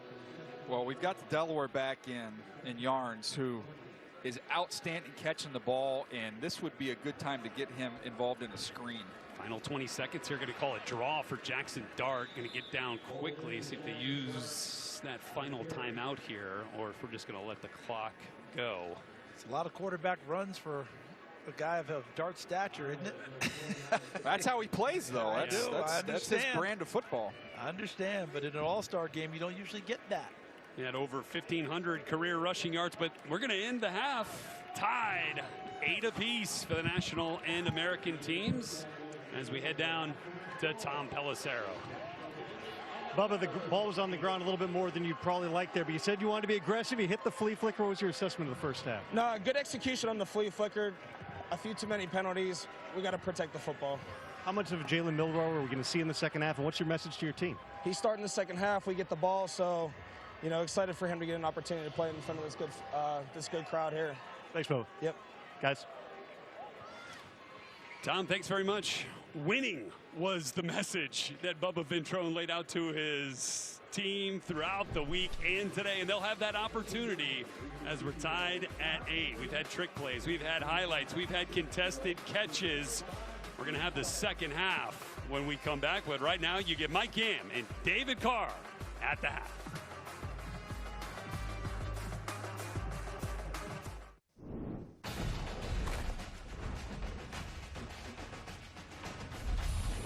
All right, we got some studs down in Mobile trying to make things happen. Jackson Dart, one of those guys, man. How about the quarterback? Yeah, using his legs. Dude was an absolute monster this past season. With that, we welcome you to Game Day at the Half inside our NFL Network studios. Mike Yam, along with the #1 overall pick. Give a little one of those from those years. Although you still look good. Still play. Not high definition back no, definitely not HD. All right, let's get right into it because I know we showed Jackson Dart, who we'll talk about in just a moment here. Riley Leonard has got a little bit of buzz over the last couple days and certainly plenty of family in attendance. Yeah, plenty of family. It was a great showing for him, honestly. I thought he threw the ball really well. That was first pass of the day. Nice little slant on time. He actually, a couple passes later, he had some pressure. I mean, there's some people at his feet. Made some nice throws across the middle of the field. This is actually a really good one to the left. He got the left tackle kind of getting pushed back. Still able to find a lane to throw the football. So I thought, honestly, he really did a lot for himself because I think this last game that he played in the national championship, he didn't throw the ball very well. He competed his tail off, but that was a great showing by him. That's what the Senior Bowl is all about. Guys getting out there to get a chance to show what they can really do against the best in the world. Yeah. Meanwhile, in terms of some of the guys that he can go and find, right there, Jack Bech is a guy that, once again, there's a physicality to his game. Yeah, I love Jack Bech. Like, he's one of the guys that, like, instantly is going to be the quarterback's best friend. Clearly, he's established himself as a guy that they trust in this game. And for them not to be around these guys very long, but to give them opportunities like that in a game that you're competing to maybe raise your draft stock, I mean, that shows a lot of confidence from the quarterback room in that young man, and I'm already a winner. I'm already sold on him. He's a winner. He looks like a guy that's ready for Sunday football out of the I love gates. In terms of the running game, Ollie Gordon, you had said this to me. Apparently, it's not just what he does with his legs. Yeah, I mean, the passing was fun. It was actually something I wanted to talk about Ollie Gordon a little bit before the show, but I mean, I like the physicality that he runs with. You know, he's a bigger guy. He almost reminds me of like I don't know, like not a Melvin Gordon, but this is like a little bit of a throwback to some downhill runners that I've seen before that really run behind their pads. I think he's going to get you all the yardage you need. He's going to do well in pass protection. A lot of times, sometimes these young backs get run over a lot in pass protection. That is not going to be the case with Ollie. So I think he's going to be a good pick for a team. Yeah, 2 completions in his college career. One for an interception. And it's a bonus. And how about this? I mean, getting it done in the passing game for a touchdown. We will take that. Dylan Gabriel, 3rd in the Heisman vote. Going to drive in the national game. And this is the play that we're referring to. I just love that they called it. I was just going to say, not written in the rule book. Feels like not fair, but cool. Let's do it. Why not? Why not is the case. Pelissero had asked Nagy on the sidelines there, hey, like, are you allowed to? And he's like, let's just let it rip. It's you got to have fun, too. This is an all-star game. Yeah, that's kind of the point, isn't it? Riley Leonard leading Notre Dame to that national championship game. He's a guy that's just really been a winner, and he actually made some nice throws. He did, man. Yeah, I was really happy with his accuracy and poise in the show. There was some pressure right there, but he did a great job. 6 of 7, 54 yards in the first half for him. Jackson Dart. I know I've used the phrase before, video game type numbers, but legitimately last season watching him in that Ole Miss uniform, that's what it was. Yeah, but he's got all the skills too. I mean, he's obviously been very well coached, and he's a guy that understands passing game offense. And if you get him to get some basic coverage, he's going to light you up. And there's Bech again. We talked about and loved him up. Nice Jackson Dart. Oh yeah, he's tough. He's got the celebrations too with Bech. See, remember the Titans from do back in the day. By the way, we're gonna hammer this because this is not supposed to happen, right? Just keep showing it. No, it's fun. It's all these fun. Draft stock just keeps climbing. What we want to see in the second half, and we did get the confirmation. That'll be Jalen Milroe.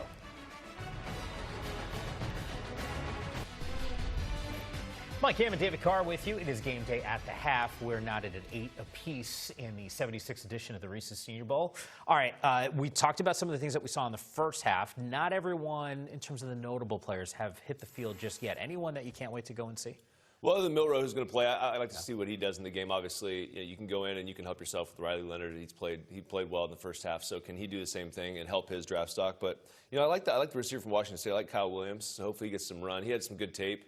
He was fun to watch. I think that he could be a piece that you could move around. There's so many times down in the NFL, there's not really just like an X receiver where it has to be like a Calvin Johnson type player where he just can take over that side. It's guys that you can move around like Justin Jefferson. They can play literally every position. So a lot of these guys that are maybe not massive human beings, they can find a lot of playing time, a lot of reps. I'm not sure how the rotation's going to go for some of these quarterbacks. We did see Tyler Shuck that's out there. Yeah. Guys, look, some season-ending injuries, 7 years at the college level, multiple schools for him. Threw an interception in the game. He strikes me as a guy that's got that mental fortitude to just kind of brush it off the shoulder and move on. What's that like, though, when you're on the sideline knowing there's all eyes on you and you didn't have necessarily the crisp performance that you wanted. Yeah, I think the best thing about the game is there's not a ton of reps, and although you can improve, I don't know that many guys will hurt themselves in the game because it's honestly, it's not really like what you'll see on Sundays. So much of it's going to be film study and tape, and teams are going to have a really good feel of what type of player this guy is anyway. I actually like the fact that he caught it with one hand, spun it. It shows that he can hang on to it in bad weather. He's almost like a Joe Flacco. They even reference Mike White on the broadcast. But a guy like that can spin it in any of the weather, I mean, he's played a lot of football. He's going to find a place, and he's going to be able to get into a camp somewhere. You know, I smile in my head because they talked about those hand measurements, like 10 it's inches, crazy. Whatever it was, and then I immediately started thinking about Kenny Pickett. It's a real thing. Yeah, it is because, I mean, it's – we used to argue all the time. Tom Brady even sent a fax over to my house. A fax, yes, back in 2003 or whatever it was. We were trying to get the footballs where we can break them in, where it's not easy to grip, you know. Yeah. And you've seen guys even like Brady, like Kurt Warner, they'll throw gloves on, pick it, just trying to find some more grip. So it's an important thing to have. You got a big hand, it's a lot easier. The fax from fax, bro. Tom Brady fax was wild. Still got it. It's Peyton too. One of those. Yeah. Game day final. When it's done, we'll have you covered. Enjoy the second half.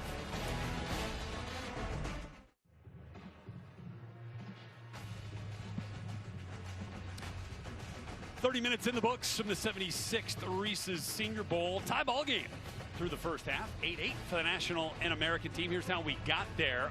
Ollie Gordon, leading rusher for the national team, and has thrown a touchdown pass, 32 yards to Jaden Higgins. Riley Leonard got the usual game day text from his mom that read, "You suck."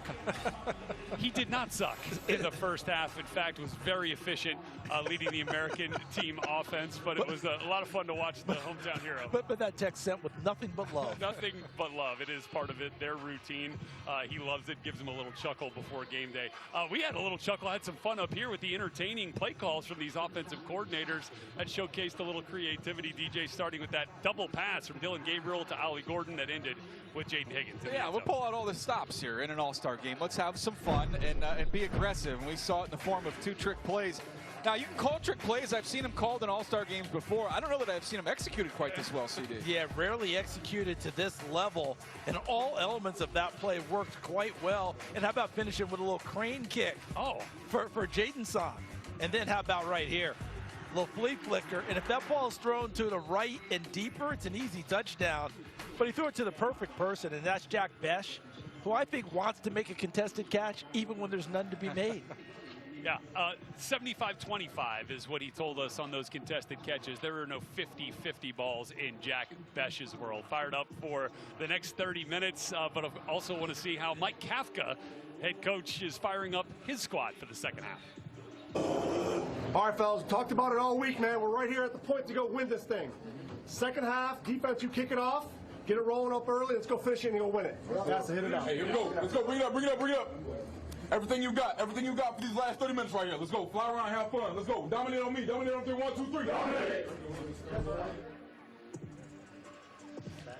All right, there's Mike Kafka leading that national team into the second half here.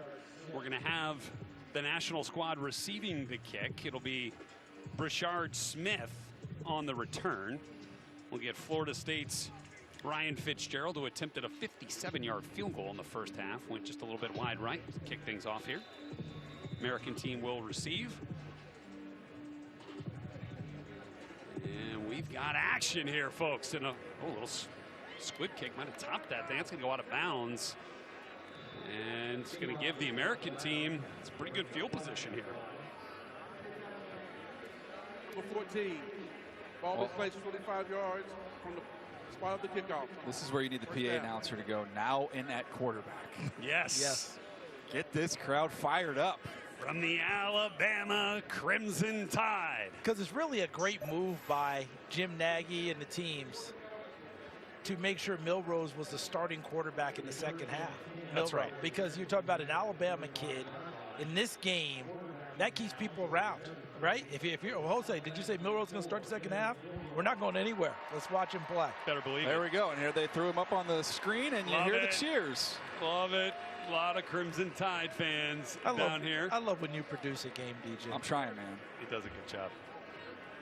So Jalen Hurts, who you might remember as a Senior Bowl participant before he was drafted in the second round by the Philadelphia Eagles, had his Alabama rushing touchdown record for a quarterback broken by Jalen Milroe, who will begin this drive, handing it off to UCF's R.J. Harvey with a couple of tough yards here. Yeah, I think you're going to see with Milroe get the run game going a little bit, and then you're going to see the offense play off that run game. That's what he does well, CD. You get him out to the perimeter, let him push the ball vertically down the field, and then let him use his legs, because that's when the fun starts. Yeah, that's the interesting part, because normally in an all-star game, quarterbacks, you kind of rein them back in on the run game. But that's such a big part of what Jalen Milroe does.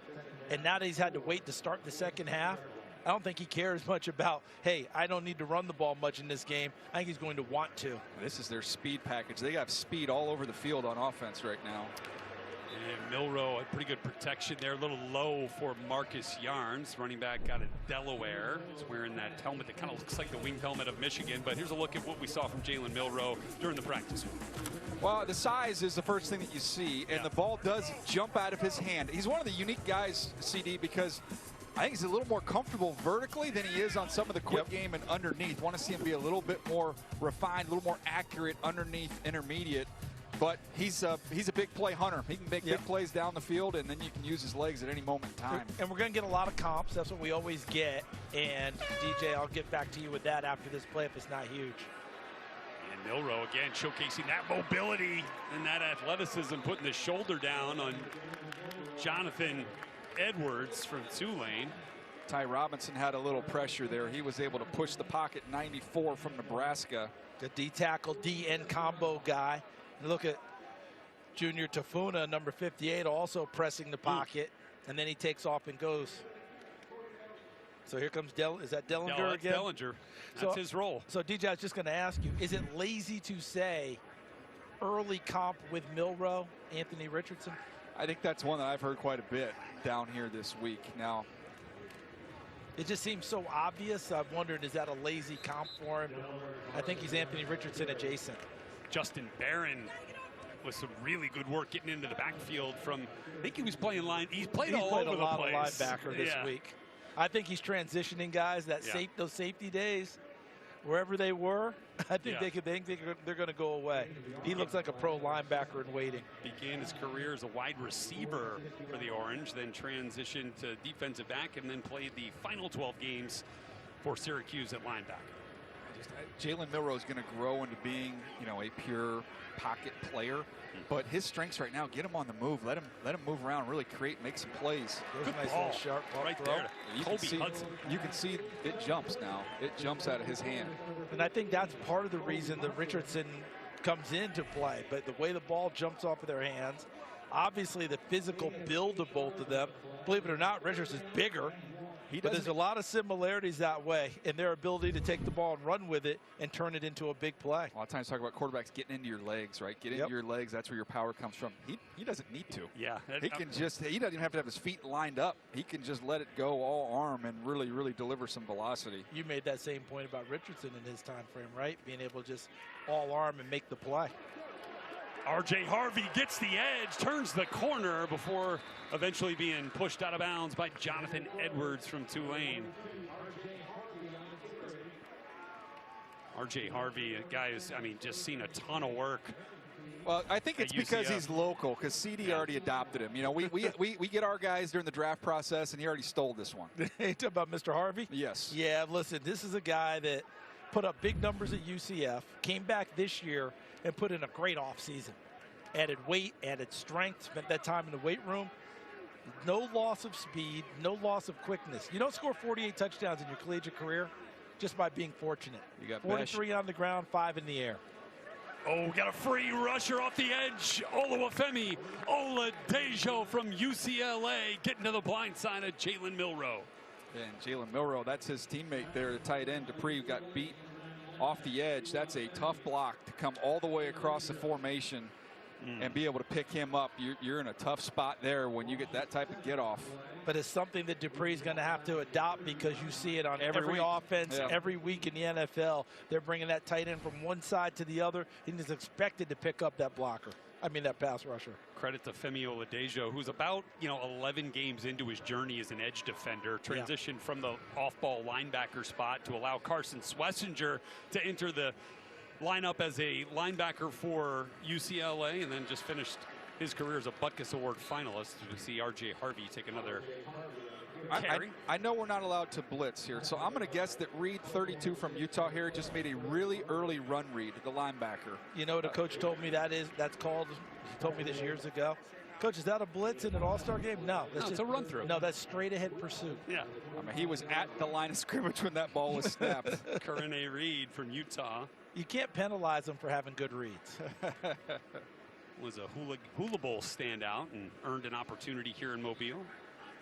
Love seeing that during All-Star game season. You got the safety in the middle of the field, so you've got opportunities on the outside if you want it. Oh, another sack. And this is David Walker from Central Arkansas. That's his second of the day. And he had a good week. He is a leverage rusher. Not the tallest guy in the world, but he is big-time speed to power and explosiveness, and he can work inside or outside. Here he's lined up inside as a DT, working on 74. That's Clay Webb, and just went right around him. Hey, DJ, as a scout, when you hear people say pass rushers travel, pass rushers, those numbers, they go across the board, do you buy into that because of the level of play that he played in college? It translates. It translates well, right? There's a long track record of production in college translating the NFL at that position. 50-yard field goal attempt, just wide left for Caden Davis. Put a good leg on that one, but couldn't quite put the points on the board for the American team. National back out on offense when we come back to Mobile.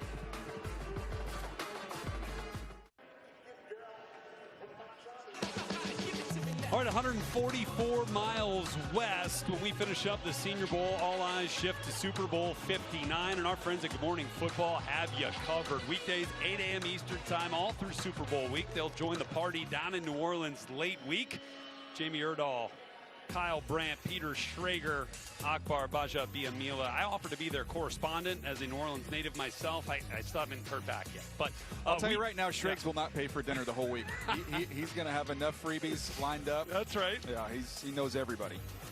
Well, the Chiefs and the Eagles spent plenty of time here in Mobile. 19 players from the Chiefs roster played in the Senior Bowl. 20 for the Eagles played in the Senior Bowl, including Quinion Mitchell, first-round pick of the Eagles this year, and Senior Bowl Hall of Famer Lane Johnson back in 2013. Yeah, Lane Johnson, he went from being, in the 20s in that draft, launched all the way up into the top 10 and the top 5. That's right. Great point. If you redrafted with his career, he might have gone number 1. No question.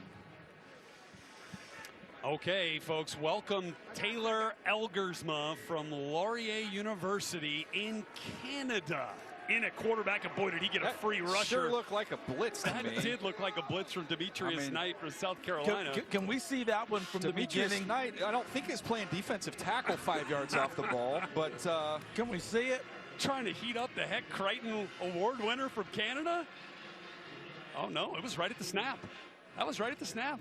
That's a very good read by Demetrius Knight, and his feelings are hurt right now that we question his ability to play by the rules. How about Elgersma sidestepping that kind of nicely right there in his first done rep. by him.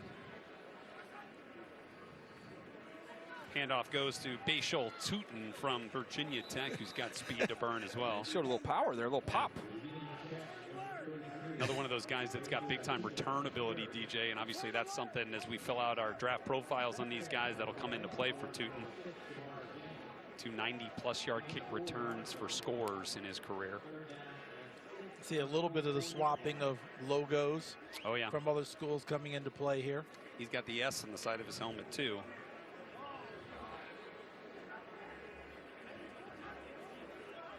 Whoa, Savion Jones. Hey, now. Yeah. Again. Whoa. And we've got some serious pass rush going on here, folks. He did not get the sack, but watch the move from 34 inside. That was dynamic. So Savion Jones rushes the passer. DJ, you want to throw up the SOS, don't you? He's right there. Right here. Woo. And he's gone. That was a track meet.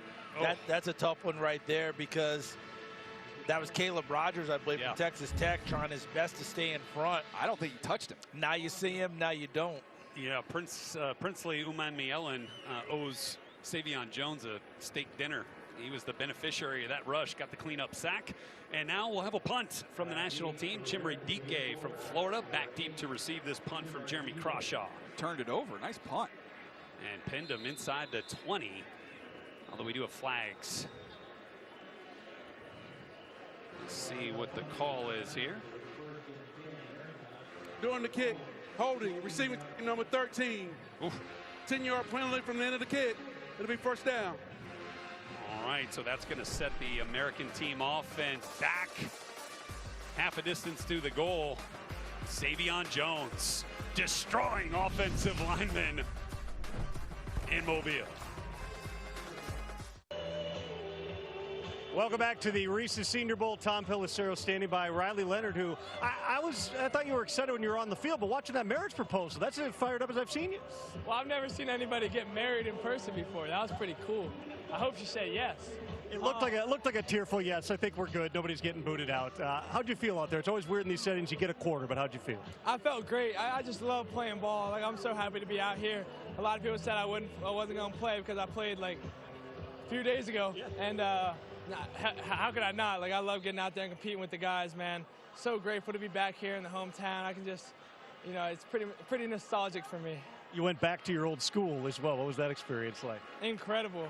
I mean, they had a whole pep rally for me, something that, I'm kind of an introvert by heart, so I didn't want to get up there and speak in front of all of them, but it was a great time. They kind of inspire me every day to wake up and be a better person. So, Riley, the next 3 months here leading up to the NFL draft, there's a whole lot of steps in this process. What are the remaining things you feel like you need to prove? What all are you going to be up to? Yeah, I think there are a lot of things I need to prove to a lot of people, but, I try not to take the opinion of others too seriously. All I'm worried about is reaching my full potential. So, yeah, whatever that may be, I think I can prove myself in the pocket a little bit. Thought I stood in there well today and delivered some good balls, but just looking to, get better and better every single day. And real quick, too, about this game, just take me through some of the big plays in this game. Yeah, no, there's some big-time plays. I love when they call a shot. I'm able to look into the crowd, tell them it's going to be a touchdown or a big play. I remember Jackson got a little flea flicker in there, and I was telling everybody it was about to be a touchdown. So everybody's making good plays, bouncing around. I mean, this is the best of the best. So grateful to be here, grateful to represent Fairhope and Duke and Notre Dame. Now you got to see what Jalen Milroe can rally you back here. Yeah, no kidding. I don't know what the deal is in the second half, but I got to keep my arm loose in case something happens. Thanks a lot, Riley. Good luck. Thank you. Jesus bless. That was awesome, Tom. Thanks very much. Riley Leonard's going to be training with David Morris of QB Country right here in Mobile as he prepares for the draft, and as such actually talked to about 200 campers that QB Country has each and every year as part of the Senior Bowl festivities. Had a great message for the kids and connecting with your teammates, being a guy that others can count on, and not letting others' opinion of you affect how you play. As we watch Jalen Milroe take a shot for the middle of the field for Arian Smith. That one falls incomplete. And we're going to have the punt team out onto the field for the American team. Let's take a look at this one here, DJ.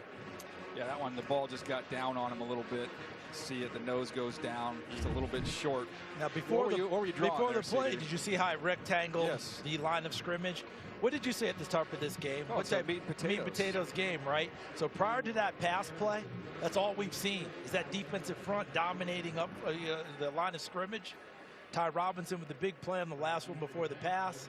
That's what we've seen so far is that meat and potatoes you described at the top of the game. And just to go back real quick, Rhett, I think I figured it out why Riley was so excited. As someone who came so close to getting a ring, he was very excited to see someone else get theirs. Oh, see, I knew it. No word on whether any Reese's peanut butter cups were used to influence the decision on that marriage proposal. We're back from Mobile next.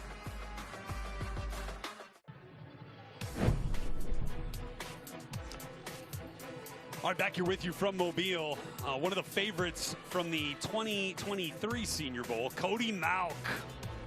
Road grader up there at North Dakota State. Had a great Senior Bowl week. Parlayed that into a 48th overall selection by the Tampa Bay Buccaneers.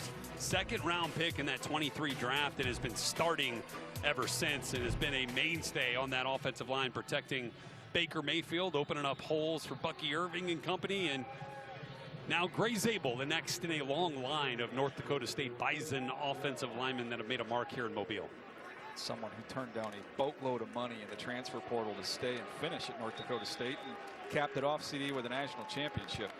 That's a lot of love from North Dakota State, but even more love for the teammates and the people that he was with. He just did not want to leave that atmosphere. And it's not like you can't get to the NFL from North Dakota State. He understood. He was being prepared for the NFL there. It still takes a lot to turn down the amount of money that was coming his way. Dylan Radins, Cordell Volson among those that were up there in Fargo and are now playing in the league. Zabel will be next. Overall practice player of the week as voted on by all 32 teams. You heard Jim Nagy. False start. Offense number 64. 5-yard penalty. Second down. Jim was talking to Tom Pelissero, talking about Gray Zabel, and we talked to Tom now. Tom.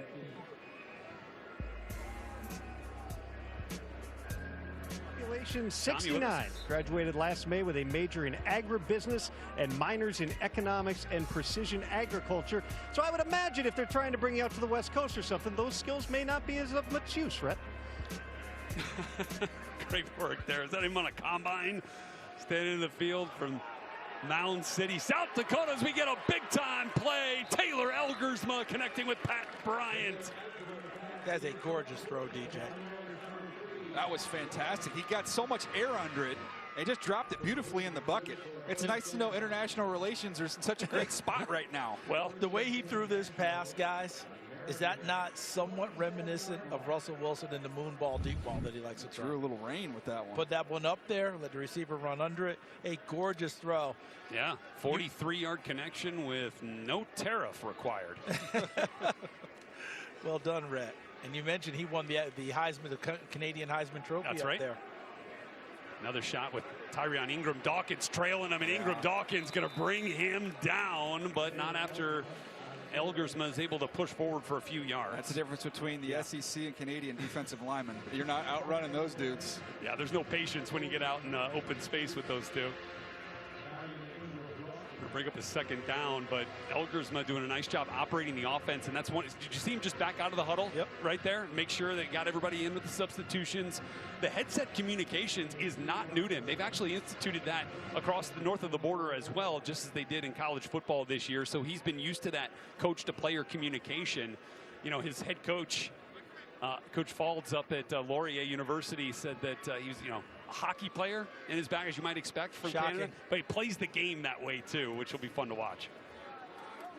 Here's Kyle Williams on a reverse. Going to try to, yeah, Kyle Williams on the reverse right there. Boy, is that well played, though. I'm glad they let him touch the football. Yeah, that's what we were hoping for. That's really well played, though, because right in the middle of the field, looked like, God, who had that? 31. We got another number switch, I know. That's Melvin Smith. Okay, Melvin Smith, 31. And then you had Bishop, excuse me, not Bishop, but Jacob Parrish, number 10 from Kansas State. Both of them waiting for the reverse to come their way.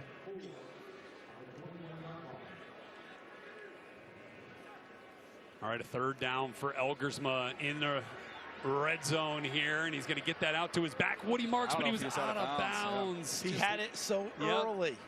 DJ, you want to talk us through that one? He's just wondering, he's in between. Am I going to run it? Am I going to throw it? And Woody's got to have a little bit of awareness to stop there as we look at the matchup of two heavyweights here. That's Zabel. I believe that's Savion Jones going up against each other. Yeah. He just gets his hands inside and locks him But up. what happened was he had that throw to Woody Marks twice, turned it down twice. By the time he threw it the third time, Woody had dripped it over the sideline, so it couldn't be complete at that point. So another field goal opportunity for Ryan Fitzgerald, 0 for 1 on the day, at the 57-yard attempt in the first half that had the leg but was just a bit outside. This one will go from 39 yards. On the hold, you'll have Jeremy Crawshaw. William Wagner snapping back.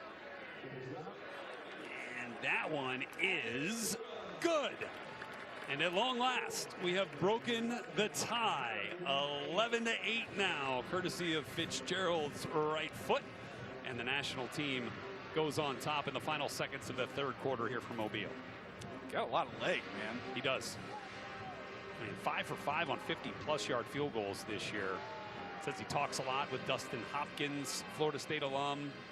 Talks very close with the Aguayo brothers. The kicking fraternity is pretty tight-knit, and you know, I think it's special to think about the operation. You know, as an all Big Ten holder myself, DJ, you know, take great pride in getting that spot down. So shout out to Crawshaw, holder / punter, and Wagner for developing that chemistry all week. Just note, you had to do it with a rush. So I mean, right. technically, what you did was more impressive. That's what I'm saying. And you did it as a native here in the United States, Rhett, because most of the punters now are Australian, and the two we have today are as well. Indeed. Taking a look at Major Ventrone. He's got the call sheet. Tom, Major's got the call sheet. We might need you to go influence his next offensive play call here as the American team gets ready to come back on offense. Brashard Smith back deep to receive.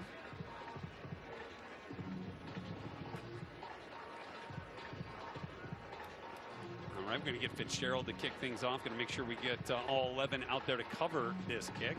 Yeah, I don't think that Major has gotten all of his trick plays in yet. He's got one or two more he wants to fire, I'm sure.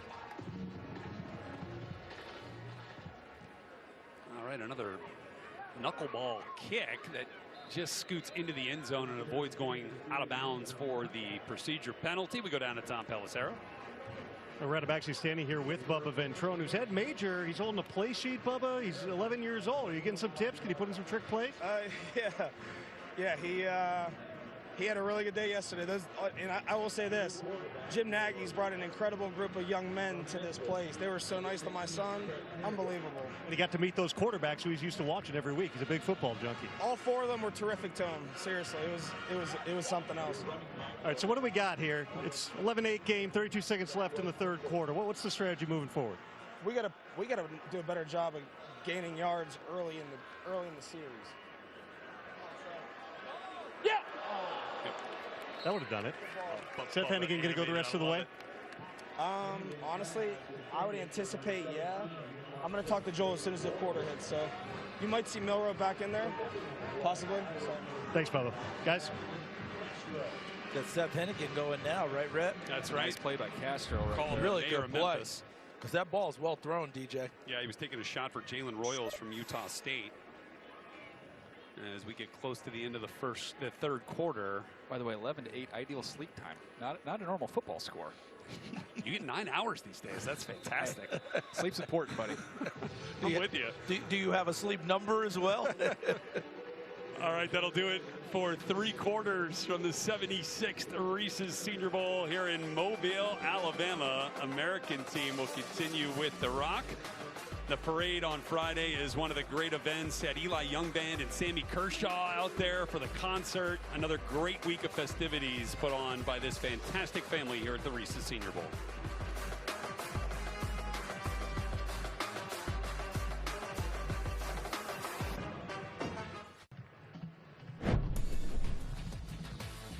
About 145 miles west on I-10 to New Orleans is where you'll find Jalen Hurts this week. But a few years ago, you found him right here in Mobile, Alabama, slinging it around at the Senior Bowl. Parlayed that into a second-round draft choice by the Philadelphia Eagles, where he is now getting set for Super Bowl appearance number 2 with this Philly squad. Jalen Milrow, perhaps hoping to follow in Jalen Hurts' footsteps. And, you know, when we talk about that quarterback 3 conversation, DJ, we mentioned Jackson Dart. What has Jalen Milrow showed this week that might help evaluators figure out where he fits in this quarterback class? I think it goes to how much confidence you have in your coaching, in your quarterback coaching, and your quarterback development plan, because everything is there. And if you want to chase a ceiling, his ceiling's as high as anybody in this entire draft class at that position. So throughout the week, there was enough. There's a fumbled snap. We did. And looks like we've got the national team jumping on it. We got to take away. Hey, we got to take away. Junior Tafuna comes up with the football, and he's going to go celebrate in the end zone with his teammates. Oh, I love the celly. Look at it. And that was Lampkin at center. Yep. Hennigan at quarterback. In past years, we've had more of this, though, wouldn't you say, guys? This is the first time we've had a quarterback-center exchange issue in this ballgame. And they've spent a little more time under center, too. Yes. Some of these years, they just park it in the gun, even in the all-star setting. All right, so great field position for the national team offense as Tyler Shuck comes back into the lineup at quarterback. And we've got, it looks like Zabel's playing center now. He is. Guys, do we get official confirmation on the number of reps he took in one-on-ones and whether it was a Senior Bowl record? Whatever number you think it is, bump it up. Let's call it 50. Bump it up. He did more. And won most of them. And many people, DJ, maybe I'm wrong, but I've heard from people who like him best at center. I think that's, I share that belief. I think he could be an all-pro center, and there's such value in that. To be able to set a firm pocket, to be that leadership position, he has all the traits you'd look for there. Super Bowl coming up. Creed Humphrey was drafted, became an immediate starter for Kansas City. Cam Jurgens was drafted as a center in waiting. But Jason Kelsey was still there, and this year he took over. LaQuint Allen on the carry out of Syracuse for this national team offense. Gray Zabel taking a look at his outstanding practice week, which earned him the overall practice player of the week. That was the he battle. and Farmer were good. That was the battle all week long with him and Farmer. Here he is against Darius Alexander, another top 50 type player. It's just always on balance. His hands are in a great position. If he loses early, CD, he can recover. Yeah, he re-anchors very well. Shuck on the move. Gonna find the tight end, Harold Fannin, trying to dive for the end zone. They're gonna mark him just shy at about the 1.5-yard line, it looks like. Just a tightrope in there. You mentioned his ability, DJ, to get back into the fight if he loses early. In this case, he's not. Drive block to take him to the spot, which allows Shuck to get outside and get it to Fannin, who caught 117 balls this past season for Bowling Green. Oh, that right foot just stepped out. Good call by the official. Yep, he did get that ball over the pylon. So we've got a goal. No tush push, by the way, allowed here at the Senior Bowl. Hallelujah. Tyler Shuck going to take one end zone shot. Oh, nearly completed that one to Jalen Null, who was practice player of the week for the wide receiver group on the national team. Caleb Ransaw was in good coverage. If he gets his eyes to it, he might pick it. He's in excellent position. It's another good play by Ransaw, who's made some significant ones here so far. Tackled on one of the series and then came up with an interception a couple plays later. Nice job being in position there to knock the ball away. That should have been caught, though, when you see that angle. John Sumrall called Ransaw a 200-pound kid with versatility at safety, could cover on the outside or work inside here. Shuck, oh, this one's going, and that is complete for the score. Daquan Felton goes into the end zone. Don't be a DB. Stop being a DB for 5 minutes. That's not an illegal screen. That's a rub. That's not an illegal screen. We don't debate touchdowns in all-star games, Charles. The Chiefs are going to run this play 8 times next week. That's not a pick. Oh, no, that's fantastic. That's clean. I got to give it to him. That was not. That was clean as that was really good. Restrepo, his movement on that one had me thinking that he did something illegal. You're not going to lose your DB card. Okay? It's not going to be revoked. Man, Restrepo, I had to go back on that one. That one hurts. Yeah. That one hurts. That was clean. Never doubt the offense. Oh, I doubt the offense all the time because I know you guys. I know how you operate. Tyler Shuck, 2-point conversion. Rolling right, nice got it complete. And this time Jalen Null does bring it in for the 2-point conversion, extending the national team lead. Take another look as Tyler Shuck gonna make this a 2-possession ball game here. 19-8. Shuck firing on both sides of the end zone.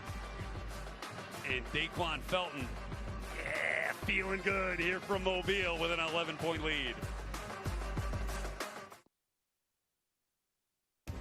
DAWG, dog. I think there's a lot of different ways you can spin it. But I think at the end of the day, I feel like I got some dog in me, and I feel like it's kind of giving me an edge these years. You know, some freak injuries, playing a lot of ball, dealing with failure, dealing with success.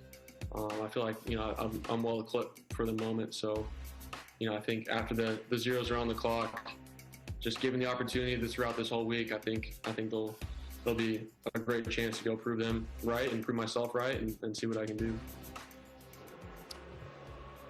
Talked to Tyler Shuck this week leading into Mobile, and said his goal for the week was just to play free and be himself. And, you know, had that early interception down in the red zone. Loved the way he bounced back, led that drive, put some more points on the board. And if we're talking about guys who might have made some money for themselves this week, feels like Tyler Shuck could be in that category here, Deej. Yeah, he's got a live arm, and you can see it when he drives the ball out to the perimeter.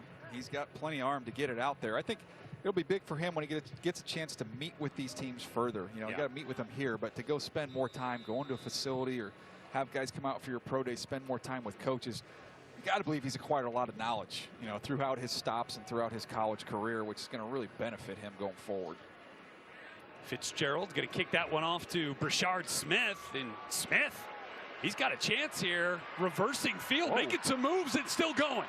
Eventually brought down by Karene Reed out of Utah, but an excellent return from Brashard Smith to set up this American team for a comeback effort. Let's take a look at how this Bubba Ventrone return team got it going here, guys. And CD, they spent a little time working on special teams this week. They certainly did. There's no doubt about it. When you're head coach, his day job is special teams coaching the NFL. You're going to get some extra periods in. And what I like best is guys understanding when not to throw blocks on this play, so they didn't create any penalties on it. You got a lot of receivers that haven't covered kicks in quite some time trying to tackle them, too. and they would just as soon not cover another. Like, okay, we're good.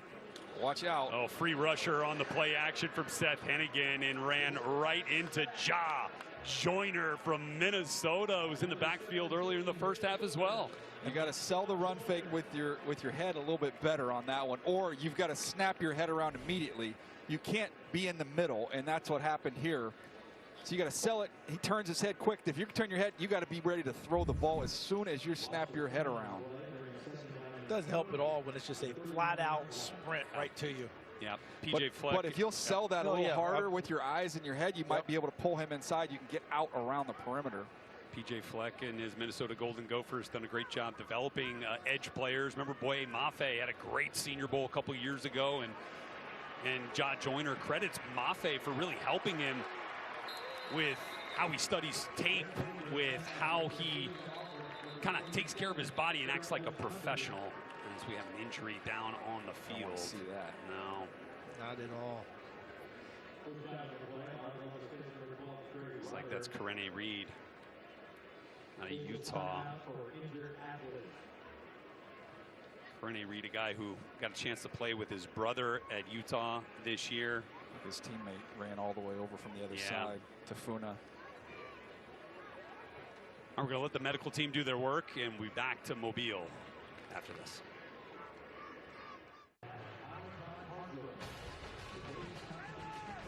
All right, back here in Mobile, great to see Karene Reed standing up and trying to put some weight on his lower half after getting escorted off the field. You see his teammate, Junior Tafuna. One of the cool things about this game is, you know, getting to experience it with your collegiate teammates. And you mentioned it, DJ. Tafuna sprinted across the field from the national team sideline to go check on his buddy Karene Reed. Jackson Dart, you know, a guy who was from Utah, paying a little bit extra attention to the Utes here over on the American team sideline. They were closest to the American team sideline, so that's where they helped him off.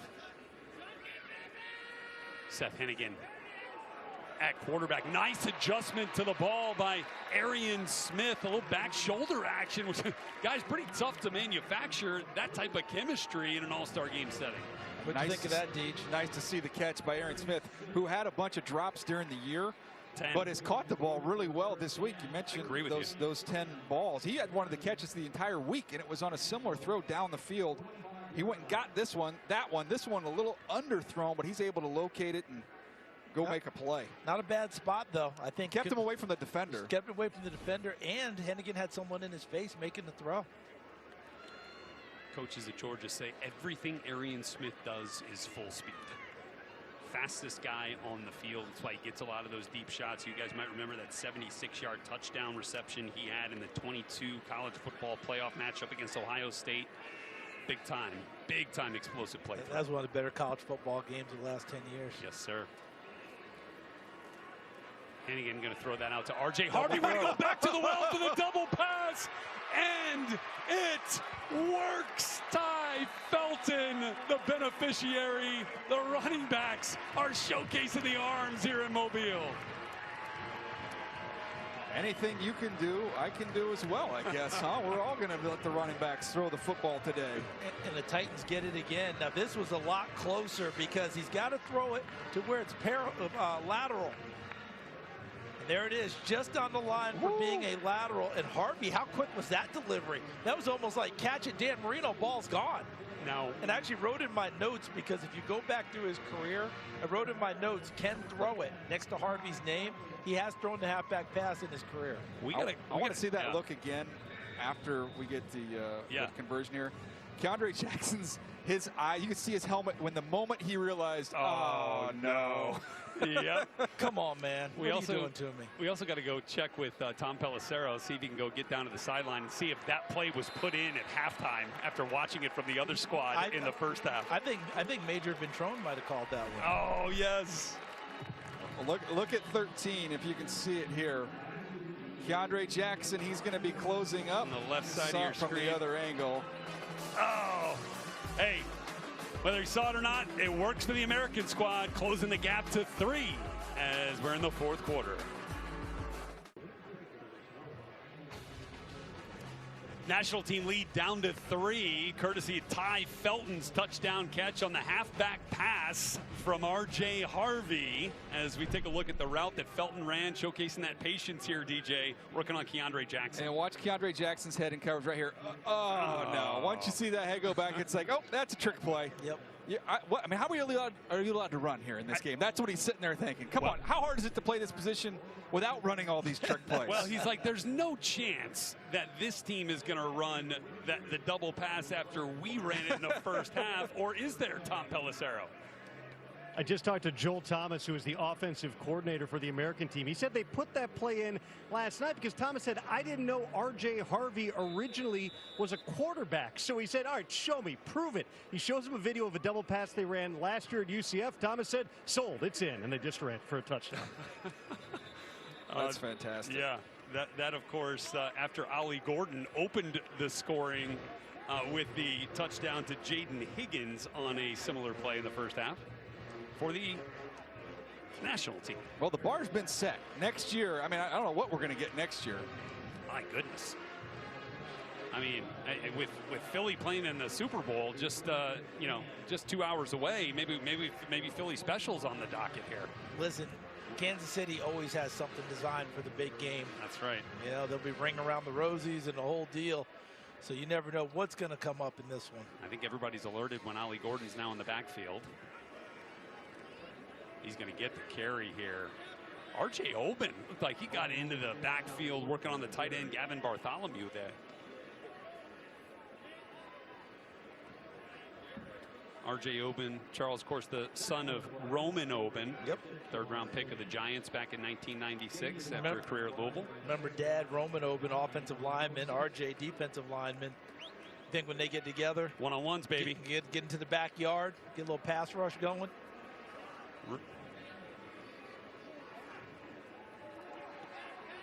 Roman, of course, now the director. Ooh, hey now. Parrish, nice VP chest of up. football development in the NFL. Big hit right there. Jacob Parrish, Kansas State, chested him up. Trying to get number Kyle 10. Williams the football. 10 in orange. Watch him break on the football. Textbook right there. Ooh. Perfect. That was a clean hit. That was burst, and that was textbook. See what you hit. That was teaching tape. And the head was not involved. That's exactly what that's what the league will clip and send around to show you this is how we want you to tackle in today's football. They've given Kyle Williams a reverse and then a little route underneath. I think he's probably saying, guys, I can get vertical here. Elgersma, pretty good protection. Fires over the middle. But that was broken up by Dan Jackson. Shocker. Who had the hit of the week, breaking up a touchdown, would-be touchdown pass in practice from Jackson Dart to Jack Besh. He does it again. Yeah, that's the second time we've seen that from him. And Watch these are the two biggest hits. Here's the one today. Look at the timing. Again, it's a clean hit and is able to separate the football. And then during the week of practice, That was full speed, Charles. And normally in practice, it's tag off. We're not going to hit. At some point in time, your instincts take over, and you say, I've got to do what I have to do to separate the man from the football. Yeah, Jack Besh wasn't expecting it in practice, but to tell you who Jack Besh is, he didn't protest it. Okay, Jack Besh is a tough guy himself. Kind of go, all right, you took the shot, you got it. Jeremy Crawshaw with the punt to Jamal Pritchett from South Alabama. Makes the first one miss, stays on his feet before going down at the hands of Maliki Mataval right at the 40-yard line. Let's take another look at that practice play that we're talking about here, guys. Yeah, Jackson Dart's going to try and drive this one in, and then look at the range, the timing, and the physicality from Dan Jackson. And what he does well is he leads with his hands on it and keeps his head out of it. So and that again, was there watch in the this week. one. Again, that shoulder going into the offensive player. We've seen some really good hits lately, and all of them executed the way we want to see football played now. Talked to Bubba Ventrone yesterday and singled out Dan Jackson as a guy who has taken corrections very well this week and improved day over day, rep over rep in that light. And Jalen Milroe going to go down, and it's Femi Oladejo again, second sack of the day for the UCLA edge rusher. Yeah, he's had a good week. You know, there's one thing during the week I thought he was leaving his feet a little bit too much. Instead of just get your feet in the ground and go, you're so explosive. And he's done a much better job of just playing with that strength. Here he's working through two, working through the back, who's helping out as well. But when he keeps his cleats in the ground and just lets that power and speed play, he's been a force. I like what you just said about how he got there this time. He took care of his assignment at the line of scrimmage, got to the second guy, made sure no one was coming back across his face, and then continued back to the quarterback. When you hold it that long, eventually someone's going to get back there. Kaika Malloy, his defensive coordinator at UCLA, used him all over the place. Once they made that move down to edge rusher, they'd even drop him out in coverage from time to time. Rashard Smith makes that catch. He's a selfless player and really benefited from the selfless move, moving down from linebacker to edge rusher. Milroe is getting a little too fast through progressions right now. You talk about, oh, you want to see the field quickly, CD. That time, he's got Besh. Just take him. Take him right now. That's your first read. You're looking at him. He's there. Take him. He's getting off of that a little early. I think sometimes with all quarterbacks, especially a game like this, you don't want to take the first thing there. You want to take something bigger, but sometimes that works against you. Well, especially when you're having trouble pass protecting wise. Well, here's Milroe. That's a good time there. Connection. Got it out to Thomas Fedoni, tight end from Nebraska. As we finally get those tight ends going for the American team in the pass game. A little turbulence back there, DJ, and it didn't affect him. He did a nice job, I thought. And guess who? 99. That's Femi. Yeah, he's been living in the backfield. I think the ceiling for Oladejo is way up there. You brought it up earlier, Red. How many games in now as a pass rusher? After the second game is really where they made the switch. Carson Schlesinger, they wanted to get him out onto the field, and so moved Oladejo down to edge. His first game, like the game where it really clicked for him was the Penn State game, where UCLA actually, it was pretty competitive with the Nittany Lions. There's Milroe getting out of trouble and taking that one down. We know he can do that, but Sebastian Castro makes a big-time tackle. Fourth down. That's a turnover. That's a turnover tackle right there by Castro. Like the way they celebrated him on that one too. See, everybody got excited. Maybe an all-star game. This is Castro up here, isn't it? Yep. It's that black and gold helmet right there. Look at him stay in the short zone. Reads it. Takes away the receiver. Now he knows it's a pure run. Right through and his reacts thigh. perfectly. That's a textbook open field tackle, and again, there's so much pressure. How many sacks now Ty for Robinson this? in hot pursuit. That defense has got 6, I believe, 6 sacks in this game. So it's well, that was before Femi had the one on this drive. I think we're up to 7. And then you get to add in tackles for loss. You're well into double figures for tackles for loss.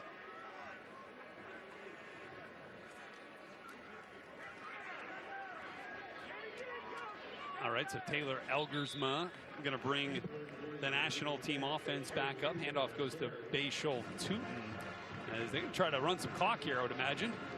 I love win this game. I love this week, by the way, guys. It's literally one of my favorite weeks of the year, and it's cool because the Senior Bowl does such a great job, but you also get to see friends. I mean, the whole personnel community comes here. I saw Phil Savage, who my mentor when I started out in scouting down there. Teddy Monago is here today. He's been in the NFL forever with the Rams. It's just neat to see everybody.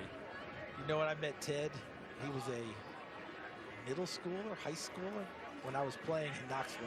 Oh, wow.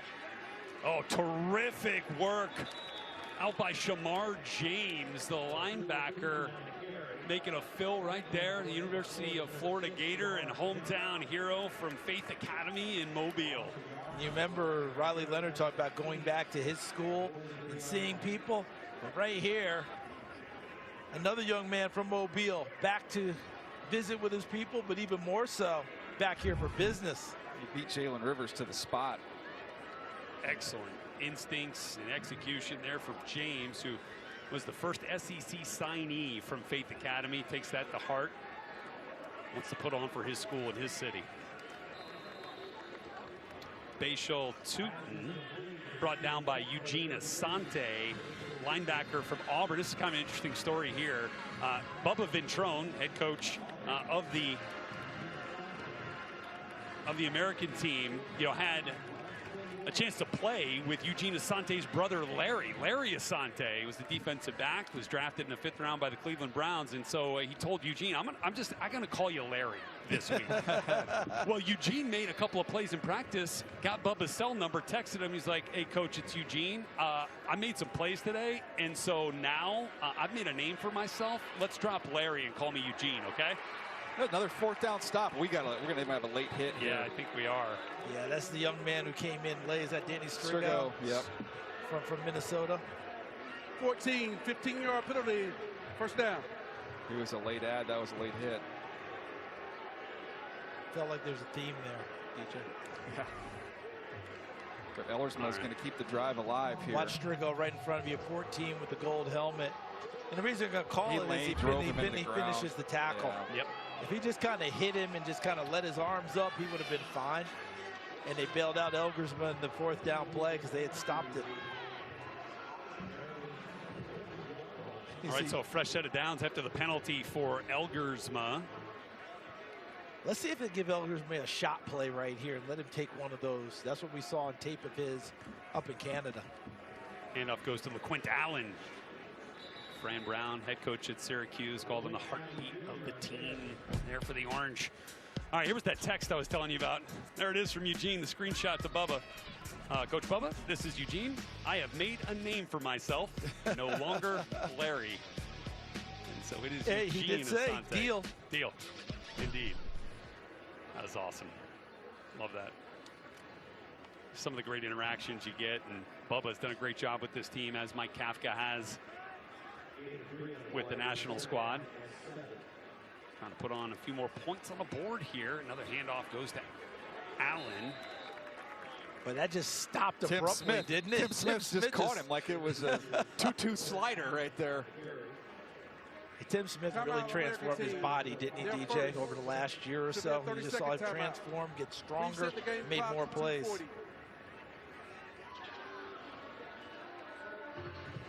I thought he had a really nice offseason going into this one and an excellent 2024. Pick a time, man. Pick a time. We got it set. All right, pick one. We got it set at 2:42. One timeout remains for the American team. Down 3 here. Come on, Mr. Woods, Mr. Referee. This is also a game management opportunity, for Bubba Ventrone. Absolutely. I mean, this is what it's all about, with the leveling up with the coaches, all of them in a little bit different position, seeing things differently. Yep. But how many times do we see when a coach gets fired during the season, who takes over? Special teams coach a lot, because that coordinator does what? Touches most aspects of the team. Touches a lot of players. Everybody for sure. knows him. All right, so Mike Kafka has used, or rather Bubba has used his first timeout and try to get the ball back. It's a big 3rd down right here. Give Elgersma a slant. Good protection. Got it complete, although receiver and Restrepo unable to kind of keep his feet and run with the ball. Yeah. DJ, what would you tell him in quarterback play there? I mean, you got to make that throw to keep it on him, timeout, so he stays on his feet to have a chance to pick up the first down. Second and final of the half. This will be a 30-second timeout.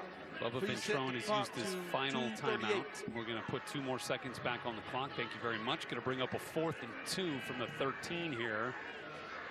What are our overtime rules again? There shouldn't be. They're non-existent. It better not be.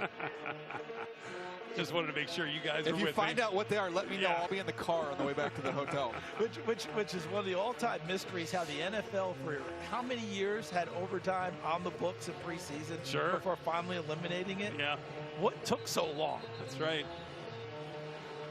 So here's my question. If you get engaged at an all-star game, like, do you stay to the end, or are you going out to dinner? What's the game plan for that after you've gotten engaged? I mean, it's a close ball game, but you think you may want to go tell your family, celebrate with your friends, have a nice dinner. Well, you're really thinking this one out. That's a lot of that is. I just don't know if they're still here. I don't know if they're still here.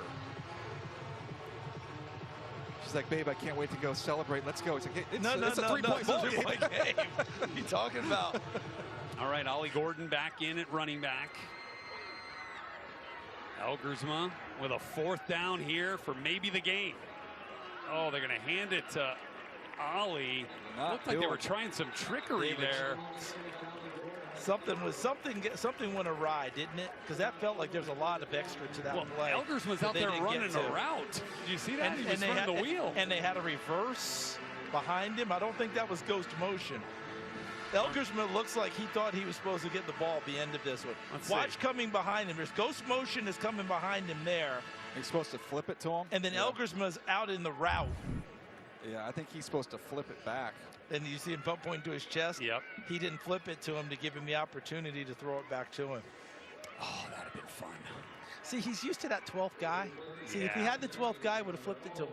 Okay, so now we're going to get that 4-minute offense from the American team.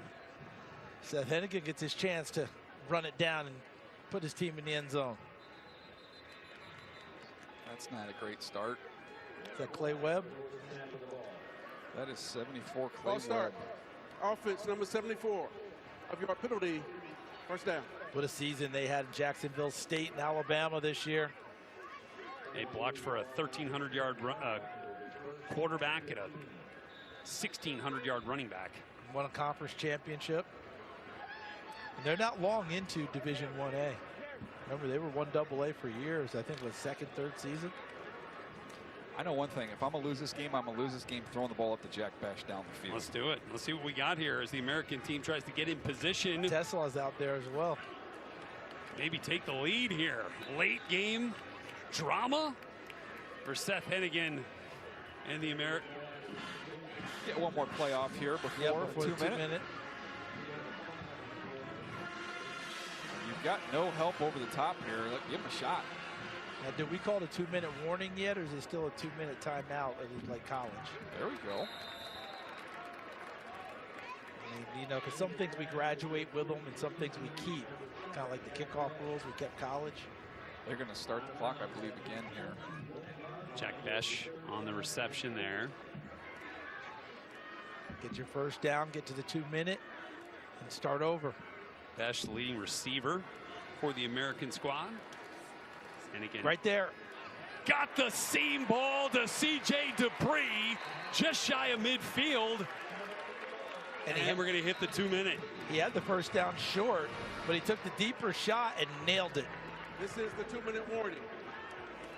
Got that ball up and down. Nice throw. Fantastic throw from Seth Hennigan, trying to keep the American team's chances at a victory in Mobile alive.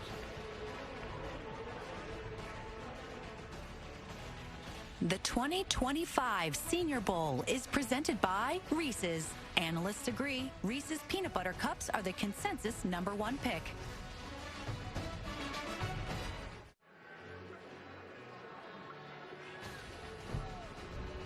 With 2 minutes to go in the Reese's Senior Bowl, here's today's way to play. Look at Jacob Parrish, the corner from Kansas State. Beautiful reaction. Perfect form tackle, and you notice it's chest, shoulder, arms, no head involved. That's the way we want to play football 2025 and beyond. Excellent work by Jacob Parrish right there out of Kansas State. His coaches tell him he's developed actually the most over the years with what he's done off the field.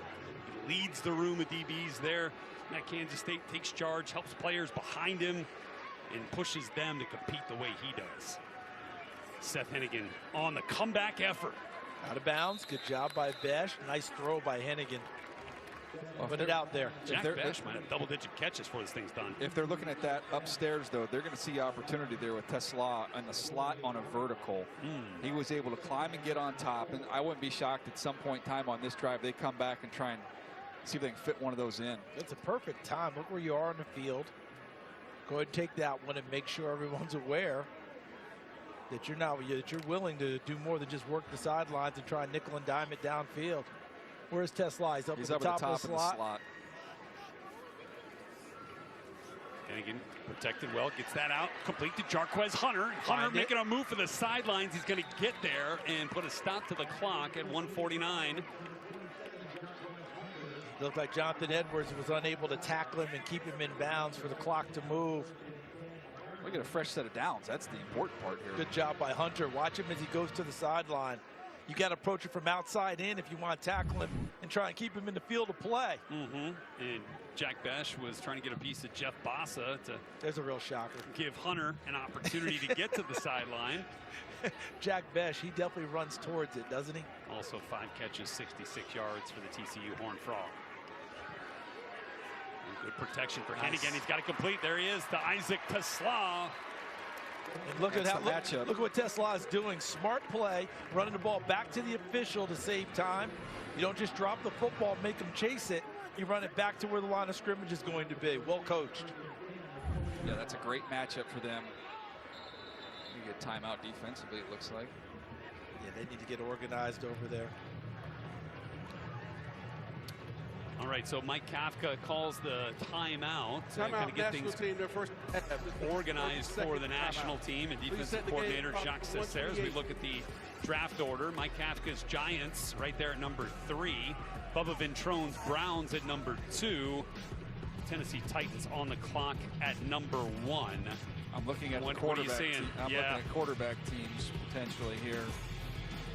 I mean, there's a lot of opportunities for quarterbacks, and there's not a lot of quarterbacks. So you know what that means? We're showing draft order. Free agency is going to be very interesting as some people try and do their shopping there before we get to the draft. And then outside of that quarterback discussion, we mentioned 6 quarterbacks in the first 12 picks. Last year, might have 6 D linemen in the first 12 picks this year with how good that class is. Yeah, it's loaded with defensive linemen. I have 16 defensive linemen in my top 50 players. And then you've got a two-way player. And Travis Hunter. And Travis Hunter that you got to figure out which way you want him to play most of the time for you. And where does he slot into the top 10? 3 offensive linemen from LSU here. Garrett Dellinger, Miles Frazier, Emory Jones. Imagine their teammate Will Campbell will be up there as well. Oh, he's got an escort. Yep, Rashard Smith. Got a big escort. Jonas Savainaya out there trying to clear the way. That's a lot of man out there. 340 pounds or so. Hey, he's 339. So I'm putting extra weight on him. Don't you put that evil on him, Rhett. Stavenaya from Arizona started 36 games in his career, both tackle spots this last year. All right, we're in the red zone. We're also in the Besh zone here. Let's go. Let's see if they're going to give him some help. I can't imagine they're going to leave him alone out there. Maybe we charge up to Sla a little bit. Oh, he's got him. Oh, my goodness. Oh, Rashard Smith takes a hit and stays up, spins forward for a couple extra yards. Clock's going to keep ticking here. Plenty of time. You don't have to over-rush this. He had Besh. He had Besh for a touchdown here if he sees him. See it. He's down here on the bottom. Look. Working against Melvin Look at the eyes Smith. he caught inside. He is wide open. Melvin Smith's eyes were totally in the backfield, not even thinking about the outside part of the field. Well, you talked about what coaches have to see from upstairs. Give him another crack. Do you see it? Maybe you try and take another shot there. I got to send him up to the other side of the field in the slot. Clock's still going. Doesn't mean you don't bring people backside. Bubba wants to make sure he doesn't leave the national team any time if they score a touchdown here. Get delay a game? Is that what you got? Well, when I said you didn't have to rush it, I didn't. Delay a game. Offense. 5-yard penalty. First down. Took a little too much time. Doesn't mean it's an unlimited clock. So in that situation on Melvin Smith, you think that, you know, likely a cover 2 call there with his eyes in at the quarterback. But if he's not challenged, you'd like to see him kind of sync with the receiver, right? But even on a cover 2, you would be out there and you'd make sure you're trying to jam him, reroute. That's right. That's a good point. At least funnel him. Do something. All right, here's Seth Hennigan, 1st and goal. After the penalty, he's going to get that right out to miss. Oh, he kept him in bounds. Kept him in bounds. Yeah, Clock they're winding the clock. Winding the clock. No timeouts for the American team. Well, did they call that out? They did not call that out of bounds. It initially looked like they were winding it. Hey, timeout call. Should be a 30-second timeout. Please set the game clock. Tune in. 29 seconds. There with the timeout. Timeout. That's interesting. So maybe he's thinking, do we get a chance for a Hail Mary if they score? He wants to preserve some time. Yep. Okay. All right. Some next level gamesmanship going on. DJ, here. you got both of your guys together. Yeah. On the bottom of it'll be on the bottom of the screen when we show it. So keep an eye on the safety. You There's got 3 Besh. over 2 there. Right there. There's Tesla. Safety is Trey Rucker. And again, got it complete. Jarquez Hunter. Him inside. You gotta go. Gotta go. Inside the 5. Gotta go. You got a chance. Got time, but you gotta move. It's still 3rd down, so you can't waste this. Don't want to waste it down. We got a penalty. Did they get someone to jump? It's gonna They blew the whistle. potentially. They blew the whistle. Femi Oladejo looked like he came across a little bit early. See if he was induced or not. Getting on the call here. Neutral zone infraction. Defense number 99. To go. 3rd down. Yeah. Just got a little bit of a head start there, so that it's going to save the clock. Well, you don't. The thing is, though, they don't put time back on. That's right. So you did lose a couple. So you lost time because they were up at the line of scrimmage somewhere around 17 seconds. If you don't make this call and say whoever catches this touchdown has an engagement with the end zone, you've just totally missed the opportunity. I'm just telling you that right now. Well, I can't say it now.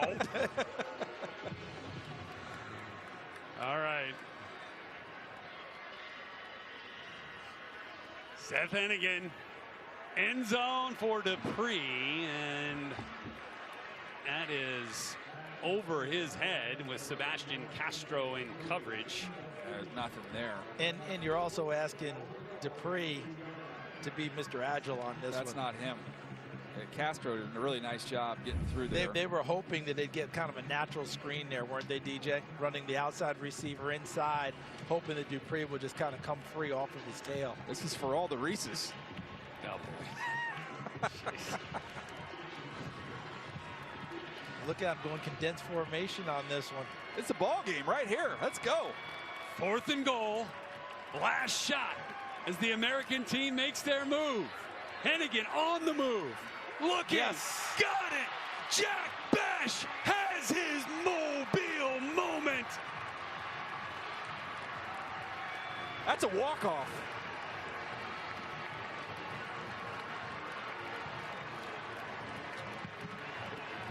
And the American team swarms Jack Bash.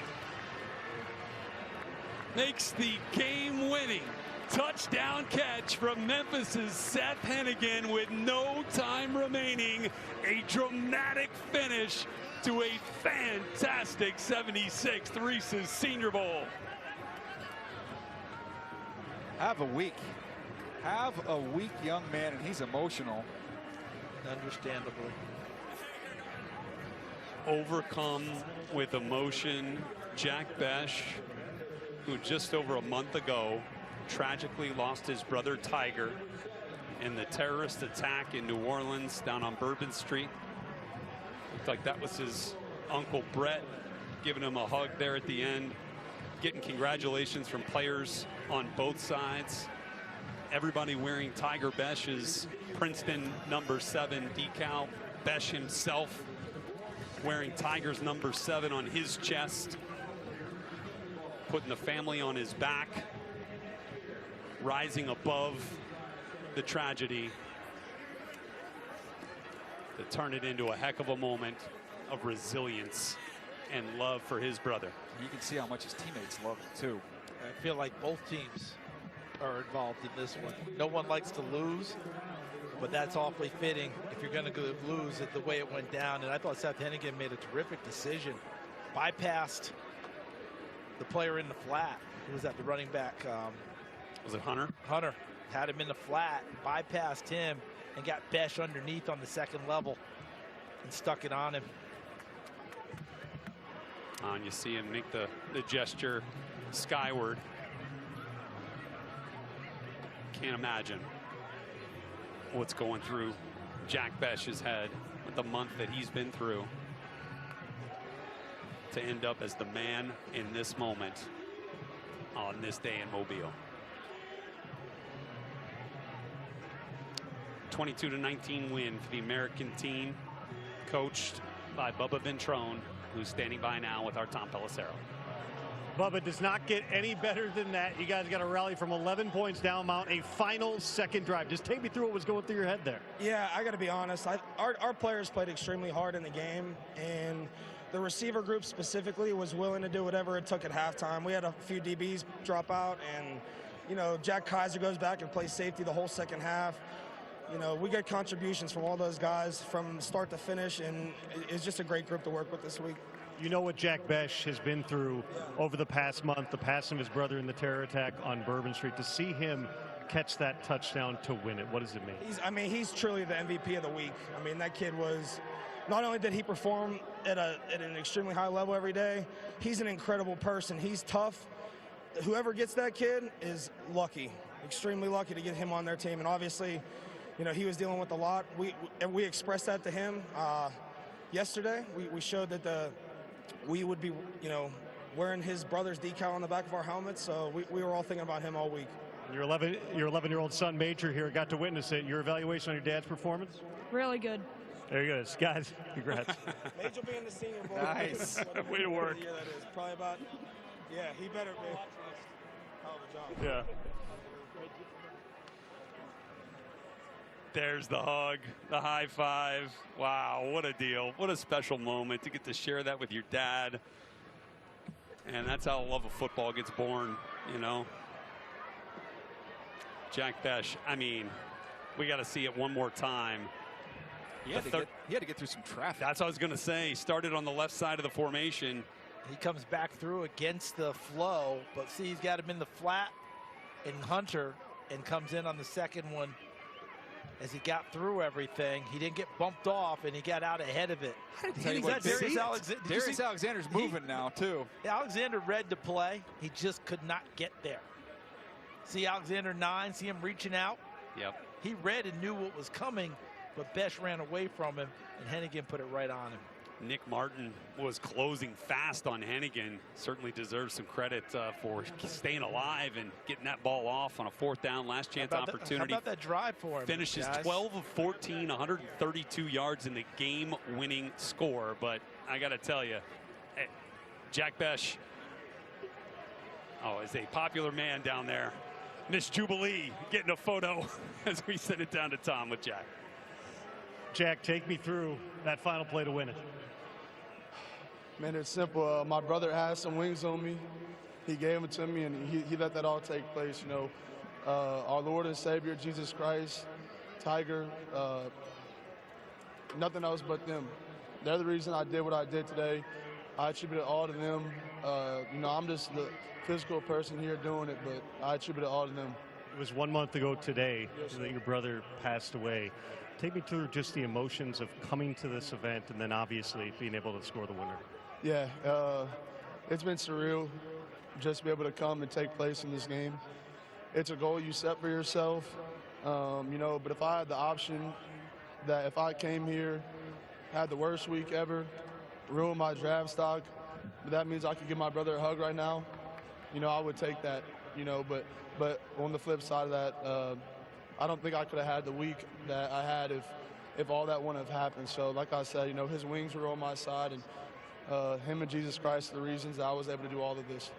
If he's watching this interview somewhere right now, what would be the message you'd love to deliver to Tiger? Just how proud he is of me. You know, all the big brother does in life is want to see his little brother succeed. He's been my role model my whole life, the person I looked up to, the person I wanted to be. You know, he was the best big brother I could ever ask for.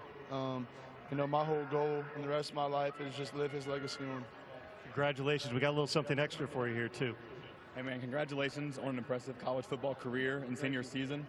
You had a phenomenal performance today. And on behalf of the Reese's brand team and company, I'd like to present you with this year's Reese's Senior Bowl MVP Award.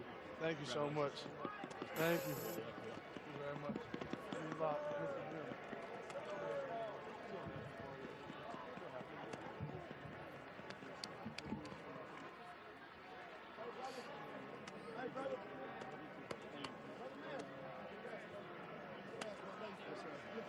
EP.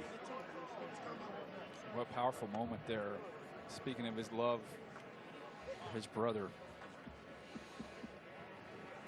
Guys, I mean, this is what football is all about. This is what sports are all about. The love, the support of family. As you see him continue to get hugs from his family.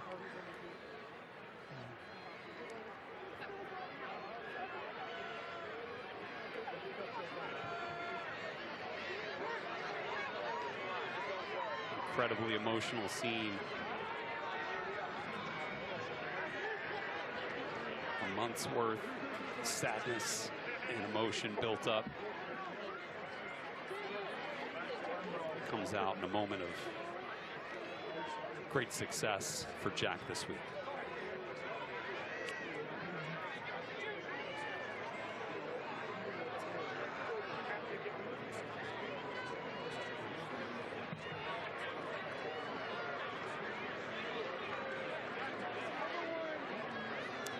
It's a moment this family's going to get to hold on to every time they think of Tiger. They think of Jack and the way that he put his team on his back with his brother in mind and won this game for the American team. But this was certainly the finishing touch on an incredibly MVP-worthy day, DJ, for Jack Bech. Yeah, it started out with a trick play. He's able to climb the ladder, go up and make a play. His toughness never in question. He's working across the middle of the field, and then he finishes it off here with a game winner. It couldn't have had a better week. I mean, he was dominant during the week of practice, and he capped it off with a performance in the game. And I'm left without words watching the scene that we just witnessed. It's powerful.